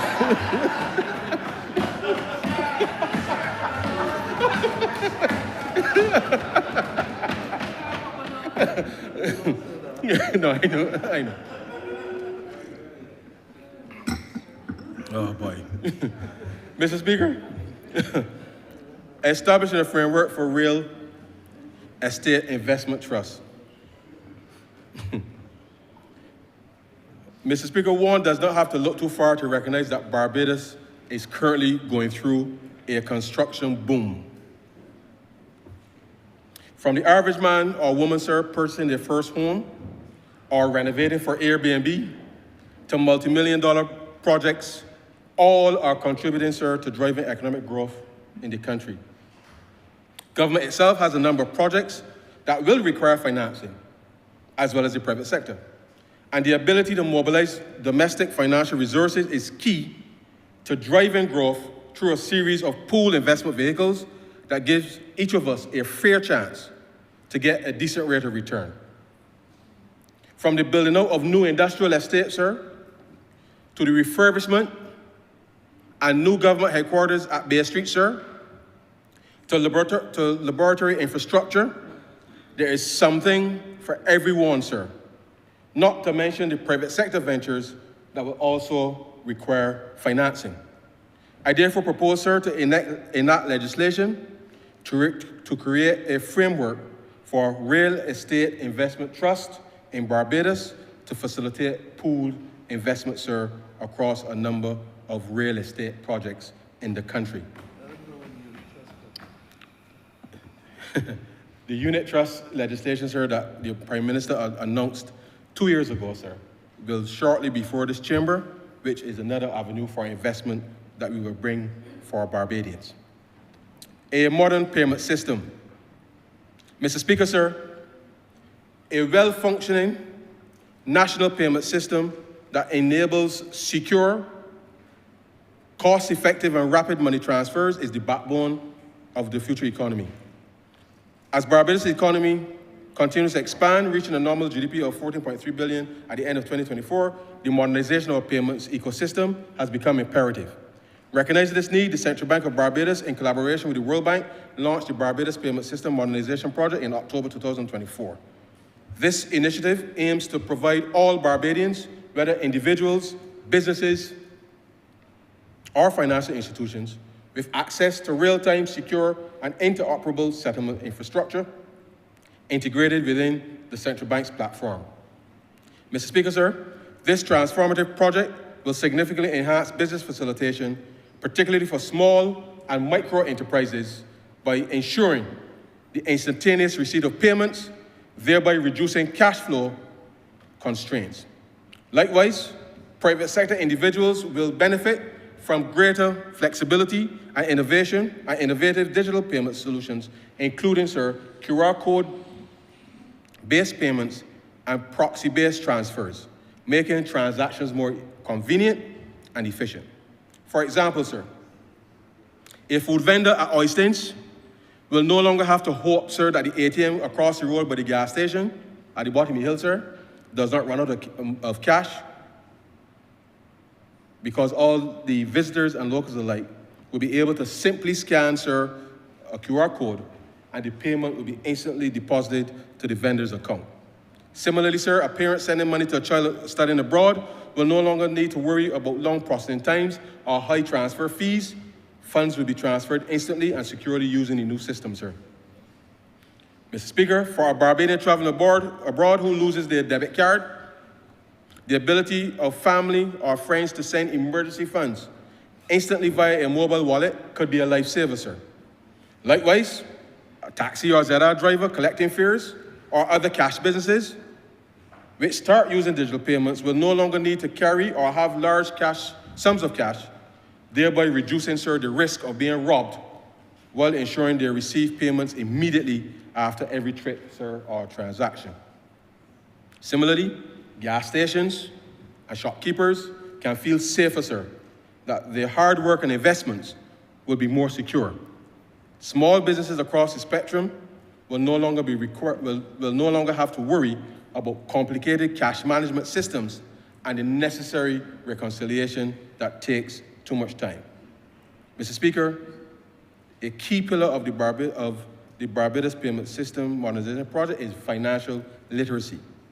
The successful adoption of digital payments hinges on the ability of all Barbadians, especially the elderly, less technologically adept segments of our population, to confidently navigate and utilize digital payment tools. To this end, the Central Bank is expanding its financial education initiatives to ensure that users can securely manage real-time transactions while understanding the benefits and risk associated with digital finance. Imagine a pensioner, sir, who previously had to stand in long lines at the bank or the post office every month, sir, to collect their pension check.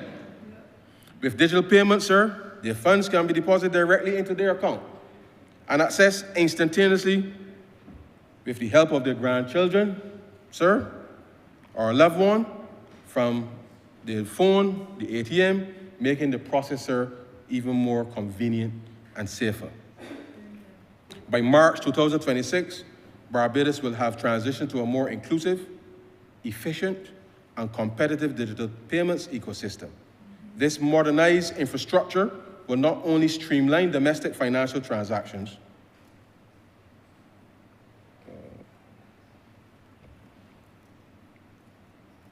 but also enhance cross-border payment capabilities, supporting Barbados' broader vision of economic transformation through digital innovation. This initiative will position Barbados as a regional leader in digital financial services, fostering greater economic resilience, efficiency, and long-term growth. De-risking mortgages, sir, for low-income earners. Mr. Speaker, government is committed to the fulfillment of home ownership in this country. However, two issues continue to impact this aspiration: the supply of affordable homes, and two, the access to mortgage finance for low and moderate income buyers. With respect to the supply of affordable houses, the government has had setbacks in its early initiatives to increase the supply of these homes for low-income families. However, this government remains committed to the process. Between HOPE and the private sector, we believe that the target of approximately 2,000 new affordable homes each year over the next 5 years is entirely achievable.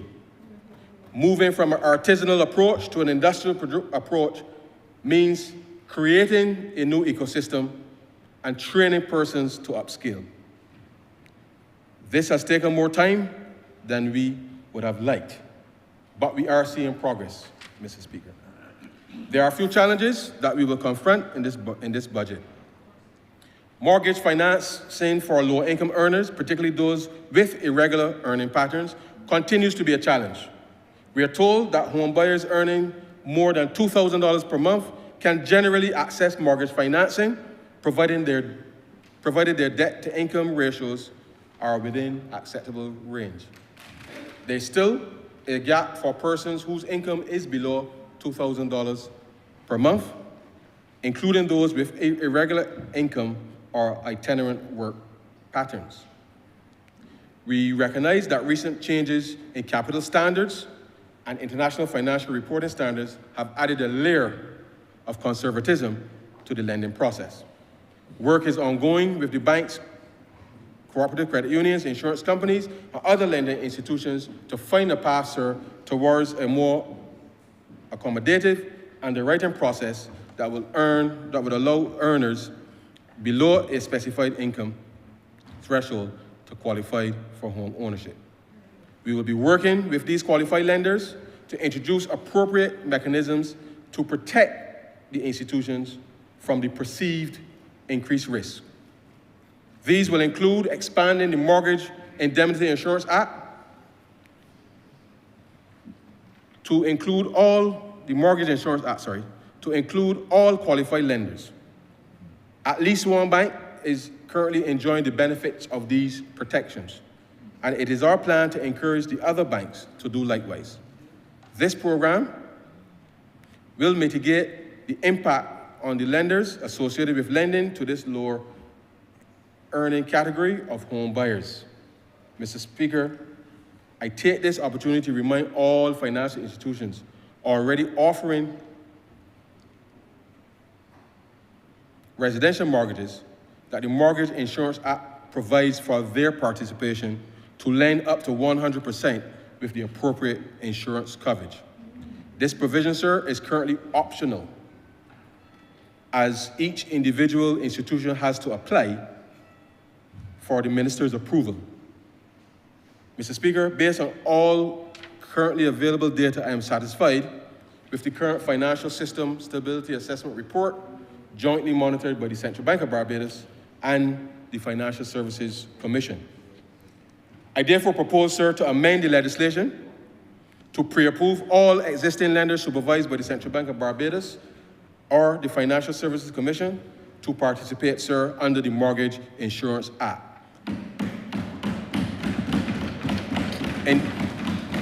In this regard, sir, the chairman of the Growth Council and the director of Finance and Economic Affairs will meet with the relevant lending institutions within the next week to further discuss how this will be implemented. Sir, the current tax rate on profits from loans issued under this Act is 12.5%. In keeping with tax reforms, I propose, with effect from April 1st, 2025, to reduce to 9% of every dollar of income earned for loans over $250,000 issued by an approved lender under the Mortgage Insurance Act. I also propose that the income tax rate of 5% be levied on profits earned from the loans not exceeding $250,000 effective April 1st under the Mortgage Insurance Act. 4.5. Sorry, income tax rate of 4.5. 4.5. The current maximum loan limit, sir, is $600,000 per mortgage, and the aggregate amount of loans in respect of which insurance policies have been issued under the Mortgage Insurance Act shall not exceed, sir, $500 million.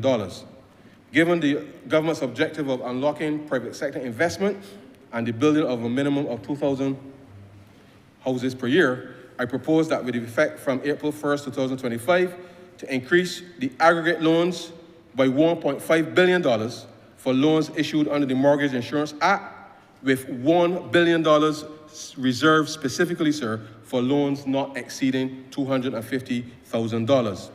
Mr. Speaker, I also propose that with effect from April 1st, 2025, the rate of interest payable to a borrower in respect of a loan issued under the mortgage in respect of a loan to be insured under the Mortgage Insurance Act up to a maximum of $250,000, sir, shall be 4%, and in excess of $250,000, the rate shall not exceed the maximum rate of interest at any time, as may from time to time be determined by market influence.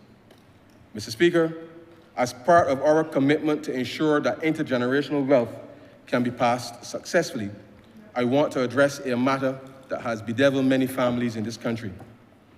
Our parents and grandparents, sir, toiled in the fields with blood, sweat, and tears, worked hard, sir, and managed against all odds to set aside a few shillings, sir, to purchase land, provide homes for their children in this country.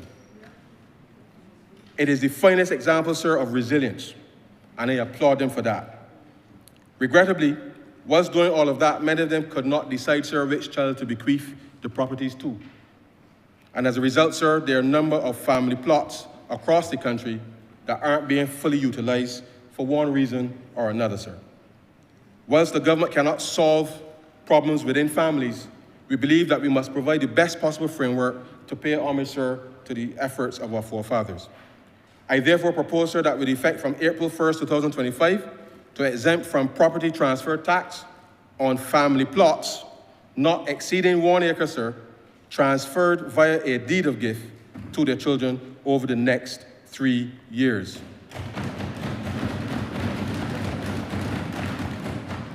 To further assist with speedier transfer, sir, I propose that the Town Planning Department facilitate a process with the minimum standard for road construction on the family land, with the condition that the proposed road be made proper within a 5-year period, sir. I hope, sir, that families can come together and recognize that we cannot allow the sacrifices of our parents, sir, to go begging. I turn now to some revenue efficiency matters, sir.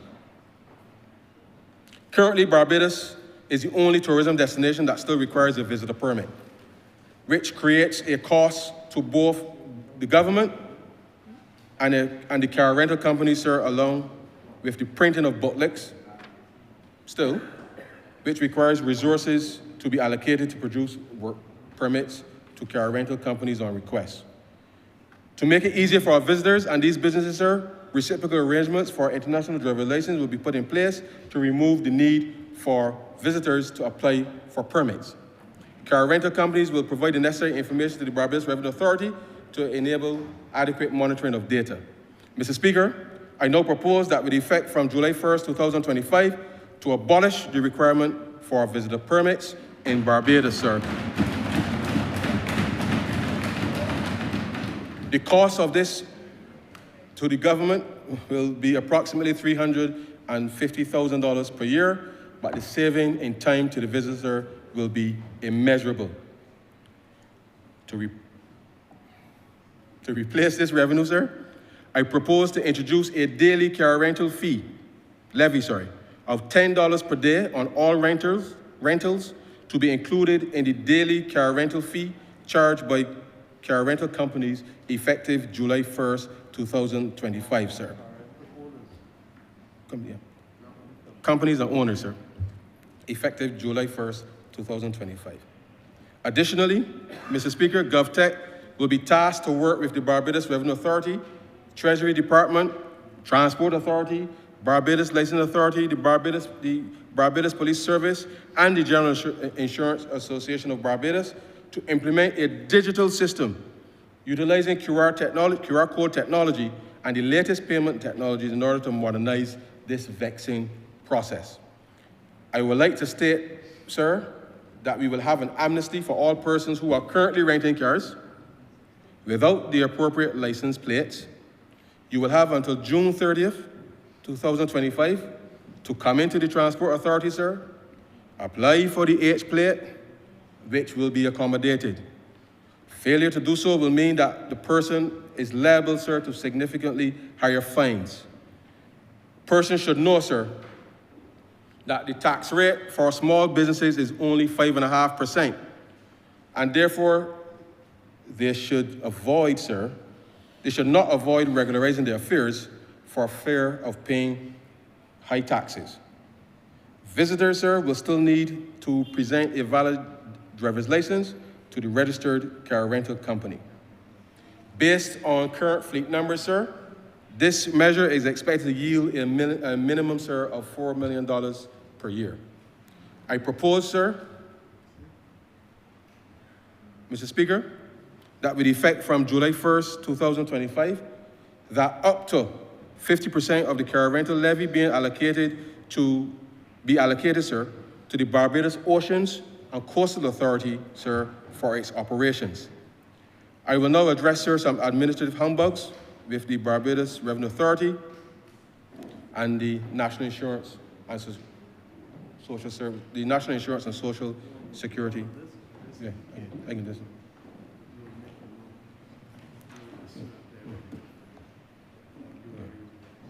Okay. Since 2001, sir, I have personally approved 2,458. Since 2021. I have personally approved 2,458 applications for waivers of penalties and interest of various types on the online concession portal, totaling approximately, sir, $78 million. The total revenue associated with these waivers, sir, is approximately $125 million. With the process of these requests has occurred, whilst the process of these requests have occurred much faster than the old paper-based system, sir, it still presents some challenges as there are still another 1,358 requests at various stages remaining on the portal, sir. Under the current approach, though digitized, our regime of penalties and interest may have the following unintended consequences. Unrealistic and affordable costs to individuals and businesses may result in the business exiting the market or individual taking too long to become compliant, sir. Frequent requests for relief through the administrative agencies to the Ministry of Finance for relief, thus creating a bottleneck due to the time it takes, sir, for the minister to review to make a decision on the request, sir. Unreliable financial statements of the government because of the frequent rebating of penalties and interest and uncertainty of the collectability of the penalties and interest. To alleviate these issues, sir, and to reduce the administrative burden on the Barbados Revenue Authority, as well as the National Insurance and Social Security Services, sir, I will issue a directive in relation to this matter and to give further guidance, sir, to the country.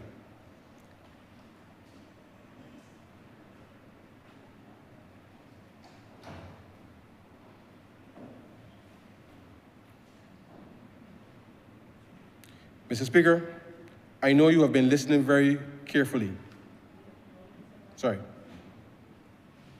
As it relates to regional air travel, sir, as we continue to build airlift capacity across the region in the post-COVID-19 environment, we've seen a rebound in traffic.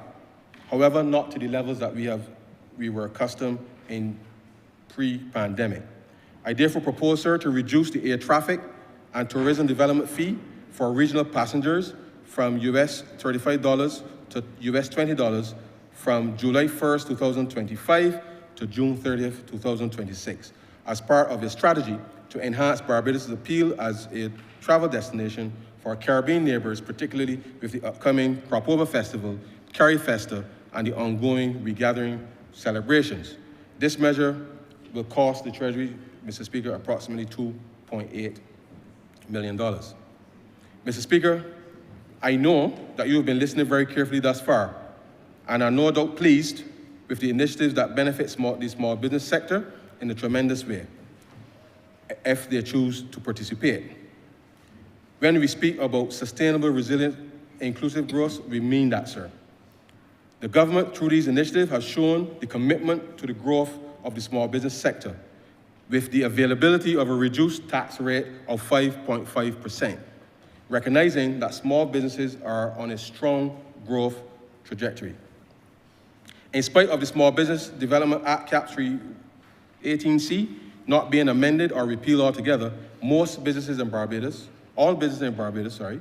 were paying corporate taxes, most businesses in Barbados were paying corporate taxes at a rate of 5.5% since January 2019. With the change in regime, there appears to be some confusion around who will make monthly prepayments. The Prime Minister, in her statement to this Honourable House in November 2023, was quite clear that small businesses, as defined below, will pay 5.5% corporate tax and would not be required to make monthly prepayments, sir, for corporation tax. For the avoidance of doubt, sir, a small business is defined as a company if it has gross income of $2 million or less, has paid-up capital of $1 million or less, and 3, sir, has no more than 25 employees. Companies will need to ensure that at least 75% of the shares of the company are beneficially owned by a resident of Barbados, and members of group companies will need to meet all of the noted criteria. Let me repeat, sir. A company that qualifies for the 5.5% tax rate, corporate tax rate, is not required to make monthly prepayments. These companies shall continue to make their prepayments twice in each income year, as was the case in the previous regime. For the avoidance of doubt, sir, the following companies do not apply for the 5.5% tax rate. Holders of foreign currency permits, sir, do not qualify. A company, firm, or society that earns 100% of the income in foreign currency and that has been granted a foreign currency permit. B, tax concessions. A company which has been granted a tax concession or exemption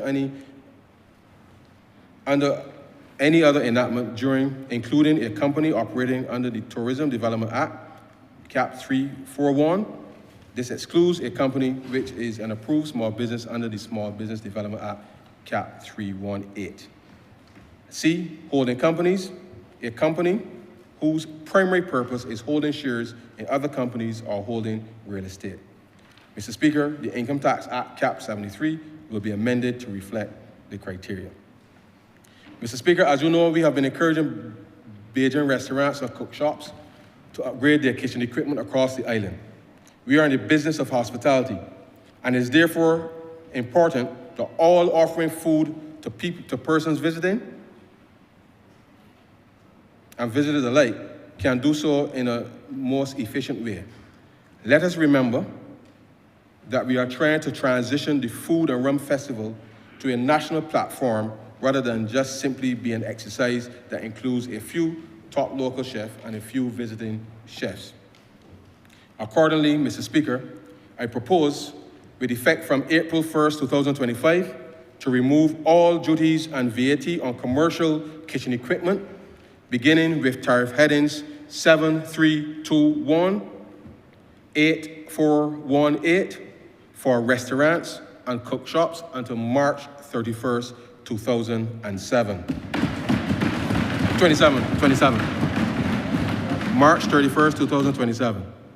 With effect from April 1st, 2025, sir, I propose to allow restaurants not on a hotel compound earning more than 60% of their revenue in foreign exchange to access food and beverage concessions for wines and proteins currently given to hotels. This can be facilitated by allowing the operator, sir, to register as a tourism product under the Tourism Development Act, sir.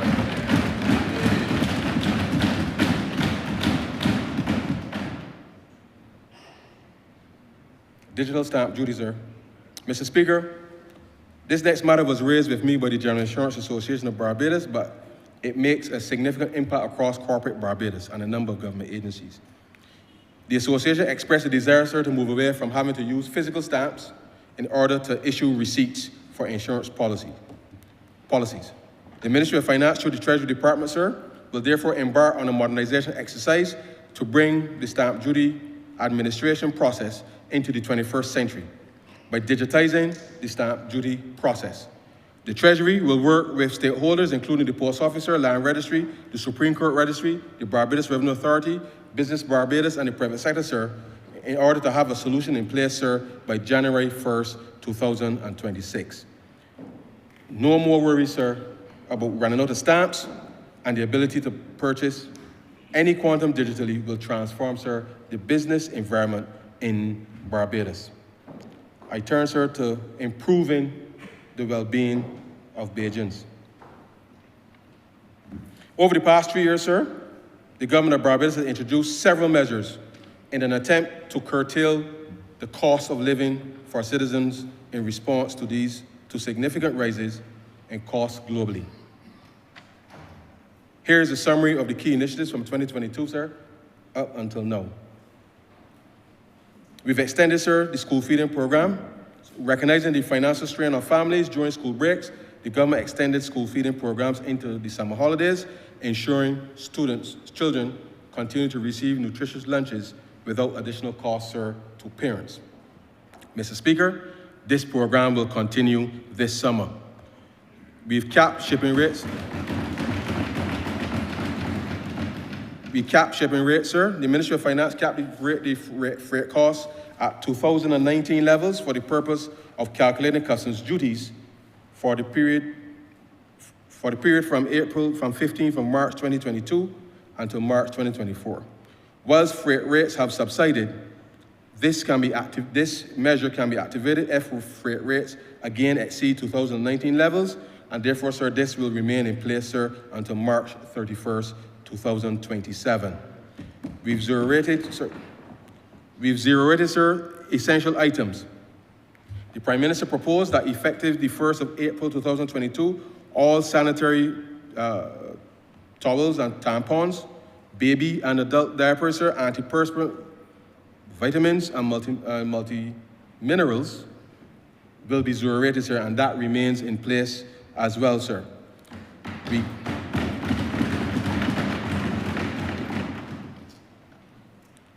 We capped the VAT on fuel, sir.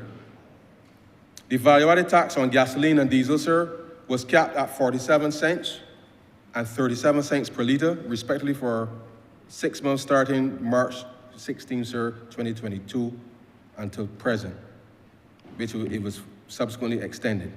Mr. Speaker, the cap on the amount of VAT collected on fuel remains in place. It remains in place, sir. But because international oil prices have lowered, we've not had to trigger it. But I want to assure the country, sir, that if in the event that the oil price goes up above $80 a barrel, the cap will again be applied, sir, therefore bringing relief, sir, to Barbadians. VAT reduction on electricity, sir. To ease electricity costs, the government reduced the value-added tax from 17.5%, sir, to 7.5% on the first 250 kilometer hours consumed by households. This measure commenced August 1st, 2022, and is currently in place, sir, until March 31st, 2025.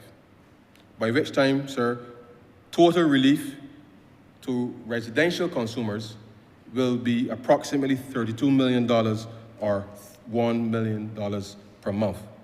Mr. Speaker, this too will be extended, sir, until March 31st, 2026, sir.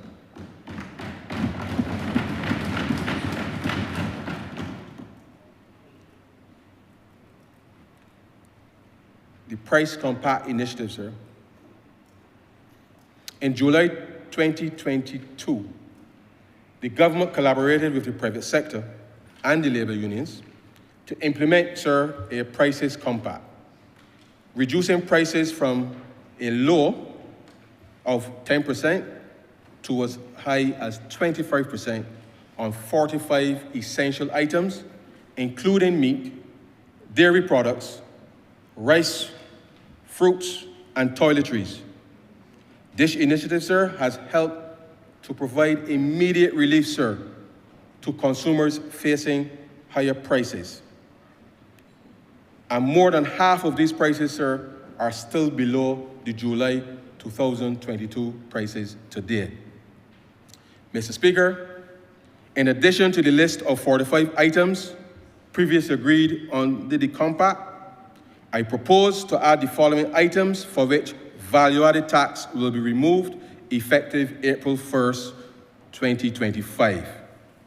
Stew beef, mince meat, minced pork, minced turkey, pineapples, barley, Vienna sausages, Horlicks, sir, Sega, sir, and lentil peas.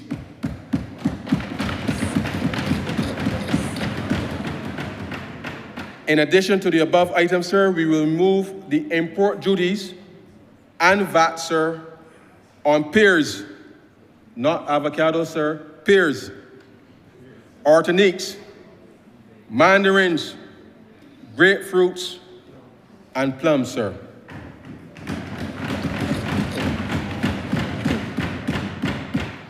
Beijing should note, sir, that the National Conservation Commission and the agricultural station at Haggett's have been instructed, sir, to accelerate the propagation of guava, passion fruit, pomegranate, and Beijing cherry trees to encourage planting across the country once more. We will also work to bring in the necessary expertise to get on top, finally, sir, of the problems affecting the citrus fruit industry in Barbados. As you are aware, sir, the Ministry of Labor introduced legislation in 2022 establishing a national minimum wage, which was part of the government's response to give more financial protection to workers earning the lowest incomes in our society. Gas station workers, sir, watchmen, salespersons, otherwise known as shop assistants. Some of these persons were earning $6.25 per hour. Others, sir, just $6.50 per hour. The government said, no way, Jose, sir. We had to up the thing, Mr. Speaker, and up the thing, sir, we did.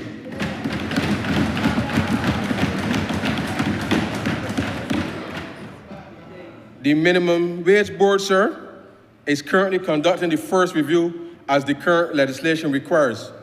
And therefore, I'm assured by the Honourable Member for St. Peter that the new rate will be announced shortly. The workers, Mr. Speaker, who have worked hard across the length and breadth of this country to keep this country ticking deserve a better deal, sir, and greater levels of predictability in relation to their earnings. In order to give further protection to these workers, sir, I now propose that effective January 1st, 2026, to introduce an automatic increase in the national minimum wage, sir, of 2% annually, sir, in line with the movement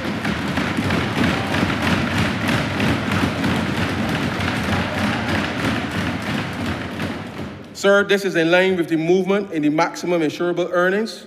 Sir? No, Minimum. this is in line, sir, with the movement in the maximum insurable earnings, sir, which allows those persons earning a lot more at the top, sir, to contribute more to NIS. And therefore, we want to make sure, sir, that the persons at the bottom, sir, are not left behind in this process, sir. And therefore, we commit to doing that. This way, sir, it gives those persons a little more disposable income at the bottom, sir, in order to help keep pace, sir, with inflation. Mr. Speaker, 25 years ago when I got my first job, sir, at the central bank, the income tax allowance for subscriptions for union membership, sir, was $240. I remember it very well, sir, when I filed my first income tax in April of 2021. Now, I don't have to tell you, sir, about the important role unions have played in the development of a modern Barbados. As a political party with a strong and rich history in union activism, the Barbados Labour Party believes that workers in the 21st century should not have to contemplate trading off union dues, and the right to representation for the sake of other necessities. To remedy this, sir, I propose that from the income year 2024, the tax allowance for union membership dues be increased from $240 to $360. This measure will take effect, sir, during next month's income tax filing period. And this measure, sir, is expected to cost the Treasury, sir, approximately $600,000. Mr. Speaker, earlier in my speech, I spoke to the importance of tourism workers, sir, if the growth trajectory is to be sustained. The ability to attract and maintain highly skilled and highly trained workers within the sector cannot be understated, sir, if we are to maintain the standard of living to which we become accustomed. The Barbados Workers' Union has made representation as to why this next measure is critical at this time, as the industry is undergoing significant regeneration that will stand Barbados in good stead, sir, going forward.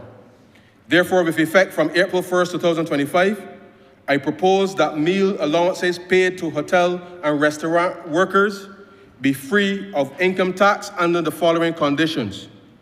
1, up to a maximum of $150 per week for work performed during regular working hours.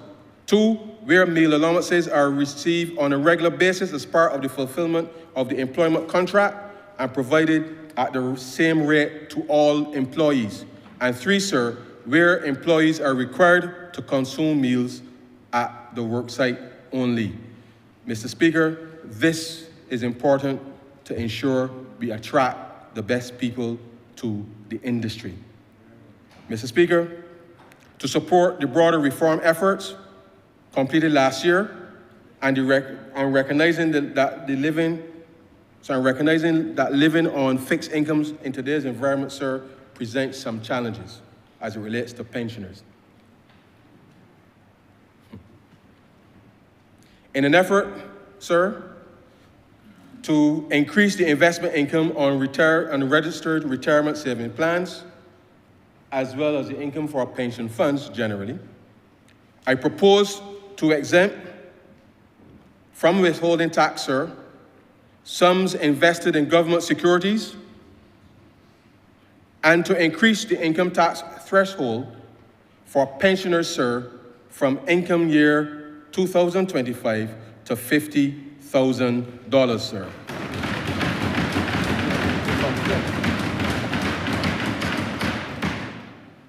This will cost the Treasury, sir, approximately $3 million. Mr.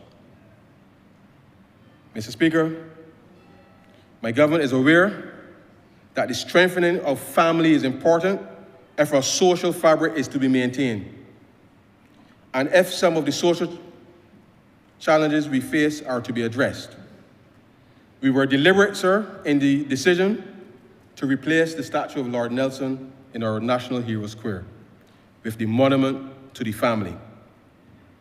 We've also spoken about increasing our support to Parados and the introduction of parental and life coaches to assist parents and young children with coping with the social and psychological challenges of rapidly and continuously changing family and community dynamics. This particular matter has been long in coming, Mr. Speaker, but with the structural adjustments to debt and our fiscal situation, with COVID-19 behind us, as the economy has now fully recovered, we can now confidently address further support, sir, for Bajan families. With effect from June 1st, 2025, sir, the maternity leave provision for mothers will be increased from the current 12 weeks to 14 weeks for single births,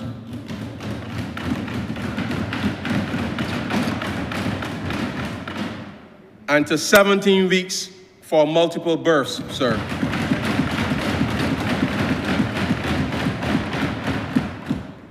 In addition, sir, we will remove the following stipulations with effect from June 1st, 2025. We will remove the stipulation, sir, of 3 confinements with the same employer, sir, for maternity benefits. We will remove the requirement, sir, that a child should be born in Barbados, and instead to say that a child born to a mother, sir, who is ordinarily resident in Barbados. Mr. Speaker,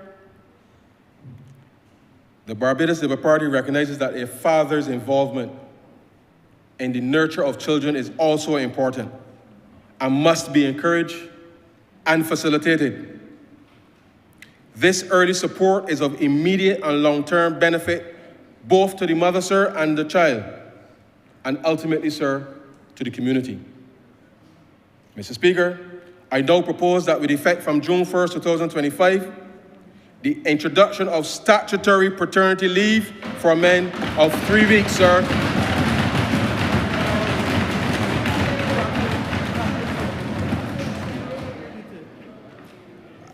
For the avoidance of doubt, sir, I propose that with effect from June 1st, 2025, the introduction of statutory paternity leave of 3 weeks for men.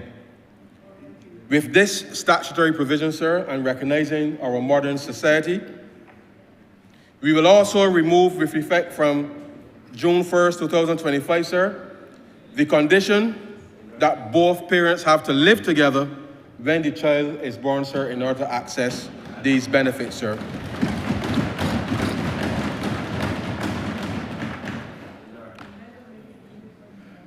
I hope, sir, that the Honourable Prime Minister will allow me those benefits.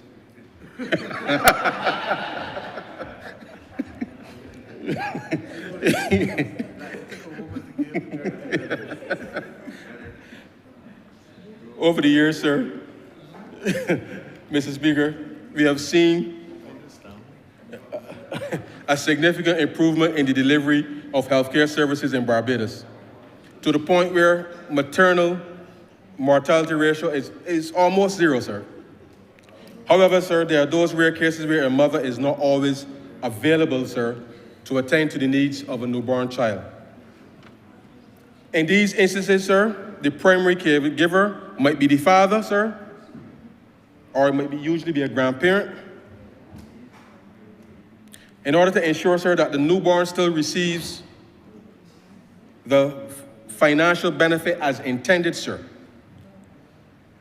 with effect from June 1st, 2025, sir, we shall convert the maternity grant, sir, to a child grant, recognizing that the primary provider of care for a child may not always be the mother of that child, sir. And Mr. Speaker, this is quite a progressive move, befitting Barbados, sir, in the 21st century.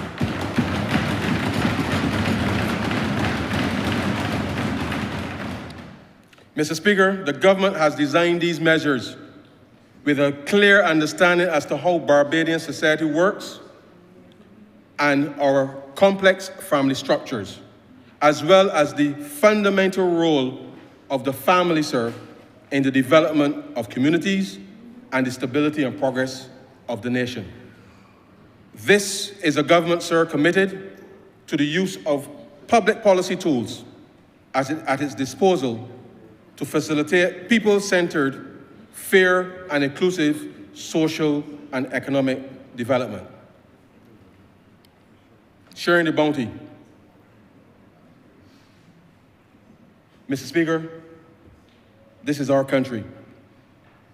The Prime Minister indicated in her first budget speech that as a government, we are asking the people of the nation to share the burden and to share the bounty. This government remains absolutely committed, sir, to this philosophy. To accomplish this objective, we started by giving public servants a little breakfast, sir, to get the journey started in 2008, in the form of a 5% salary increase, which was the first for nearly 10 years, 10 long, hard years, sir. We then had two $1 billion fiscal adjustments.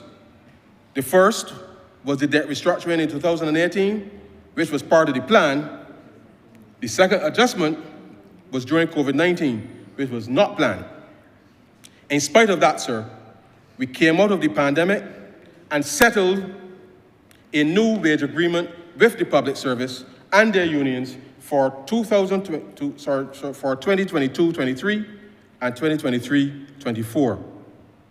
Mr. Speaker, this government continues to maintain fiscal discipline, and notwithstanding the fact that the corporate tax regime performed better than expected in 2024, recent events in the rapidly evolving external environment prevent us from making structural changes, as we do not yet know what will happen internationally in the next few months. We must therefore look at other options to ensure there's a benefit to Bajans from this enhanced corporate tax revenue that we receive this year. As promised, sir, we will now share, as promised, a one-off solidarity allowance. The criteria, sir: every Bajan over 18 years old and every person with legal status who has contributed to the National Insurance Scheme in the last year will qualify for the solidarity allowance. The National Insurance Scheme, sir, will administer the payment of these allowances. Sir, it will be easy for us to identify the following categories of persons: all persons who made contributions to the NIS in the last 12 months, all national insurance contributory pensioners, all non-contributory pensioners, including those accessing the special need grant, all persons receiving invalidity benefit from the National Insurance Scheme, all welfare clients receiving support, not in any category above. All of these persons, sir, will qualify for the solidarity allowance. Mr. Speaker, though, we know that these categories are not exhaustive.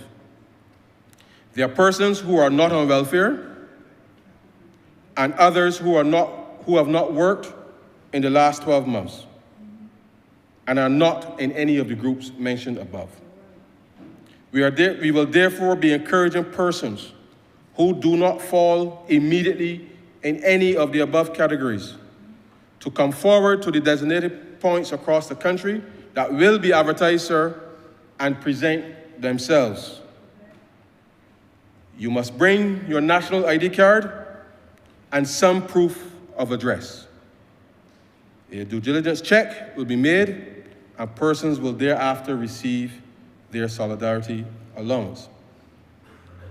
In the event, sir, that a person feels aggrieved, there will be an appellate process which will be set up and chaired by the Director of Finance and Economic Affairs, the Permanent Secretary, Ministry of Labor and Social Security,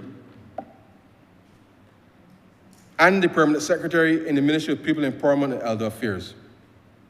It should be noted that all such applications for the Solidarity Allowance must be made, sir, before June 30th, 2025 in order to be eligible. Finally, sir, the persons entitled to receive the allowance must have been ordinarily resident in Barbados during the last 12 months. That is, sir, since April 1st, 2024. I therefore propose, sir, to pay to all of the persons listed above the one-off Solidarity Allowance in the amount of $300, which will be free, sir, from income tax.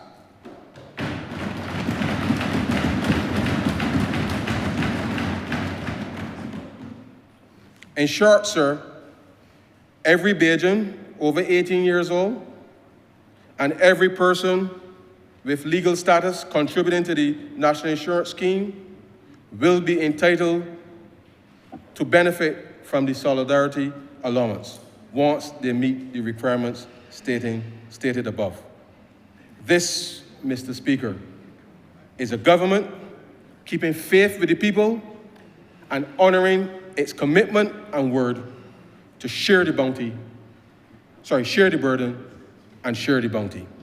You can take that to the bank, sir.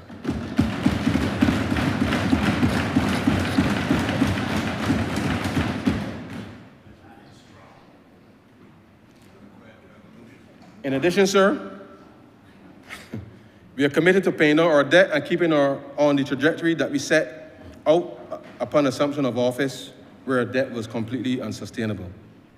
There are 3 weeks left for the remainder of the financial year. There will be some additional supplementaries on critical expenditure to fuel inclusive growth. In the event that there's an even better performance than we expect, Mr. Speaker, we will pay down debt again before the end of the financial year. This will again be in keeping with our responsible management of the fiscal affairs of the country. Contrary to all the long talk, sir, that is misleading people, this government, sir, is not increasing debt. It has been consistently lowering the debt, and barring anything unforeseen this year, we look forward, sir, to reducing our debt to GDP ratio from 3 figures, sir, to double digits.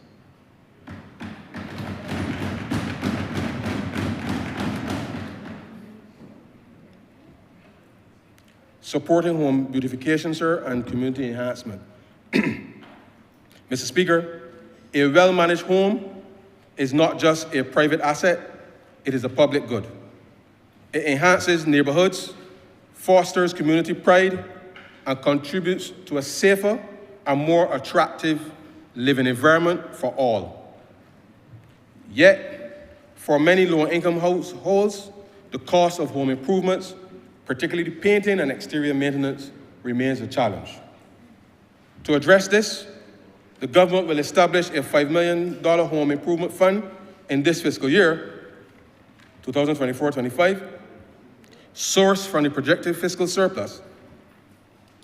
This initiative, sir, will provide microloans and grants to assist low-income homeowners, those earning less than $30,000 per year, in enhancing the appearance of their homes. Mr. Speaker, this fund will serve as a direct and targeted intervention to support our most vulnerable citizens in uplifting their living conditions. It will offer grants to assist with the cost of paint and minor external repairs, provide microloans with low or zero interest for additional home beautification efforts, encourage neighborhood-wide applications, allowing groups of homeowners in the same community to benefit collectively and maximize visual impact. Additionally, we will recognize and celebrate homeowners who participate through and a 60th Anniversary Community Beautification Awards program. Parish prizes and overall national prizes of significance will be awarded for the best kept homes on the outside, clearly, and for the best kept gardens, sir. I should state that the competitions are open to all households and not just those, sir, benefiting from the fund. Mr. Speaker, this initiative represents not just an investment in individual homes, but in the fabric, sir, of our society. It will improve property values, inspire civic pride, and contribute to a Barbados, sir, that is more beautiful and well-kept for all. And as we start to celebrate, sir, our 60th anniversary of independence this year, we want every Bajan, sir, to participate. This is yet another demonstration, sir, of our commitment, sir, to inclusive economic growth, where fiscal responsibility enables us to make tangible improvements, sir, in the lives of our citizens. In conclusion, sir,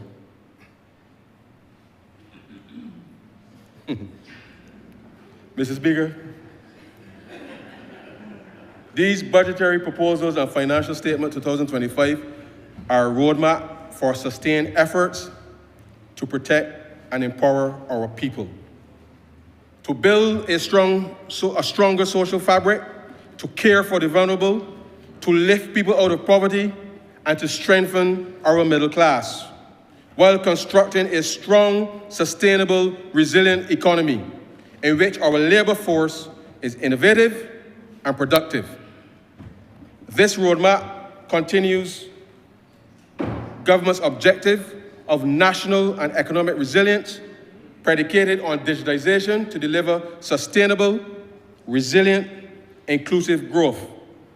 It also empowers ordinary Barbadians and those who choose to live here, thereby improving, again, the social fabric and general cohesion of the society. I therefore call on all Barbadians to contribute to the national economic transformation, aided by strategic investments, prudent financial management, and the unwavering commitment to our people. This government will continue to secure a brighter, more prosperous future for all.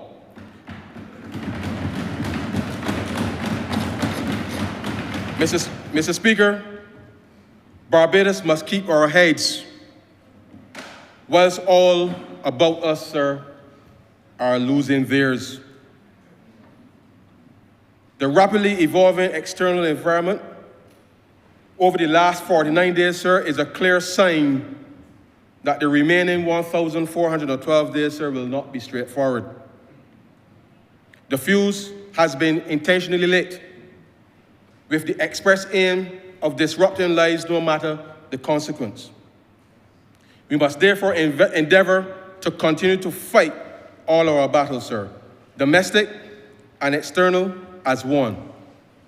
We can do so by remaining focused, sir, on mission transformation, the 6 missions to which we are committed nationally to achieve by 2030. And as I close, Mr. Speaker, May 14th, 2025 will represent 400 years of the modern landing and settlement of Barbados. We will commemorate it, sir, as we must. And so I propose, sir, one small yet significant amendment, sir, to the lyrics of our beloved national anthem. The Lord has been the people's guide, sir, for past 400 years. With him still on the people's side, we have no doubts or fears. Upward and onward we shall go, inspired, exulting, free. And greater will our nation grow in strength and unity. I thank you, sir, and all Barbadians. May God continue to bless Barbados. And Mr. Speaker, with those few words, I'm obliged to you.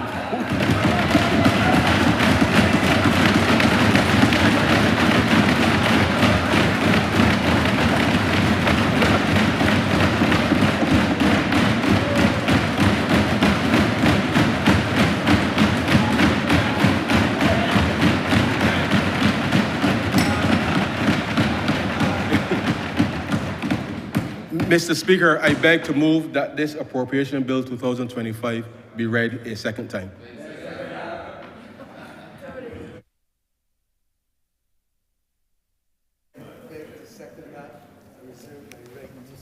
I beg to second that with pleasure and reserve the right to speak in this debate. Thank you. We commit a lot of announcements by Your Honor. Yeah. Yes. You don't know.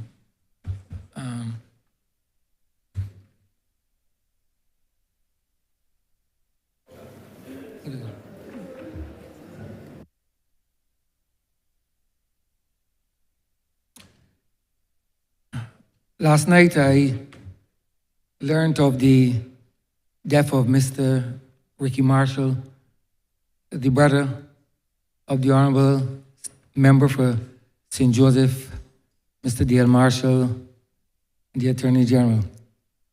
I want on behalf of my wife, my family, and I, all the members of this Honourable Chamber and the other chamber, the clerks of Parliament and the deputy clerks, and the entire staff of Parliament, and the constituents of St. Michael Central, to convey my deepest condolences to my trusted friend, the Honourable Dale Marshall, and for us to hold him in our prayers.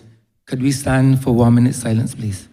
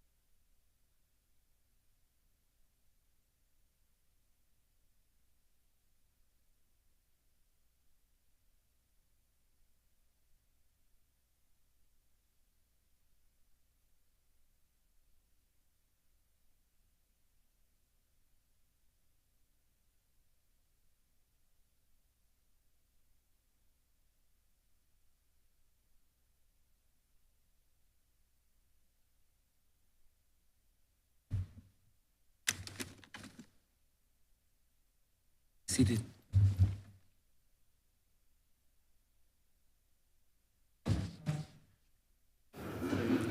Honourable Leader Government Business. Revert to government business. Honourable Leader Government Business. Thank you, Mr. Speaker. I beg to move the suspension of the sitting until tomorrow, the 11th of March at 10 a.m. Sorry, 3 p.m. 3 p.m. in the afternoon. The question is that this Honourable Chamber be suspended until Tuesday, the 11th day of March 2025 at 3 p.m. All those honourable members in favour, please say aye. Those against, please say no. Methinks the ayes have it. This Honourable Chamber stands suspended until Tuesday, the 11th day of March 2025 at 3 p.m.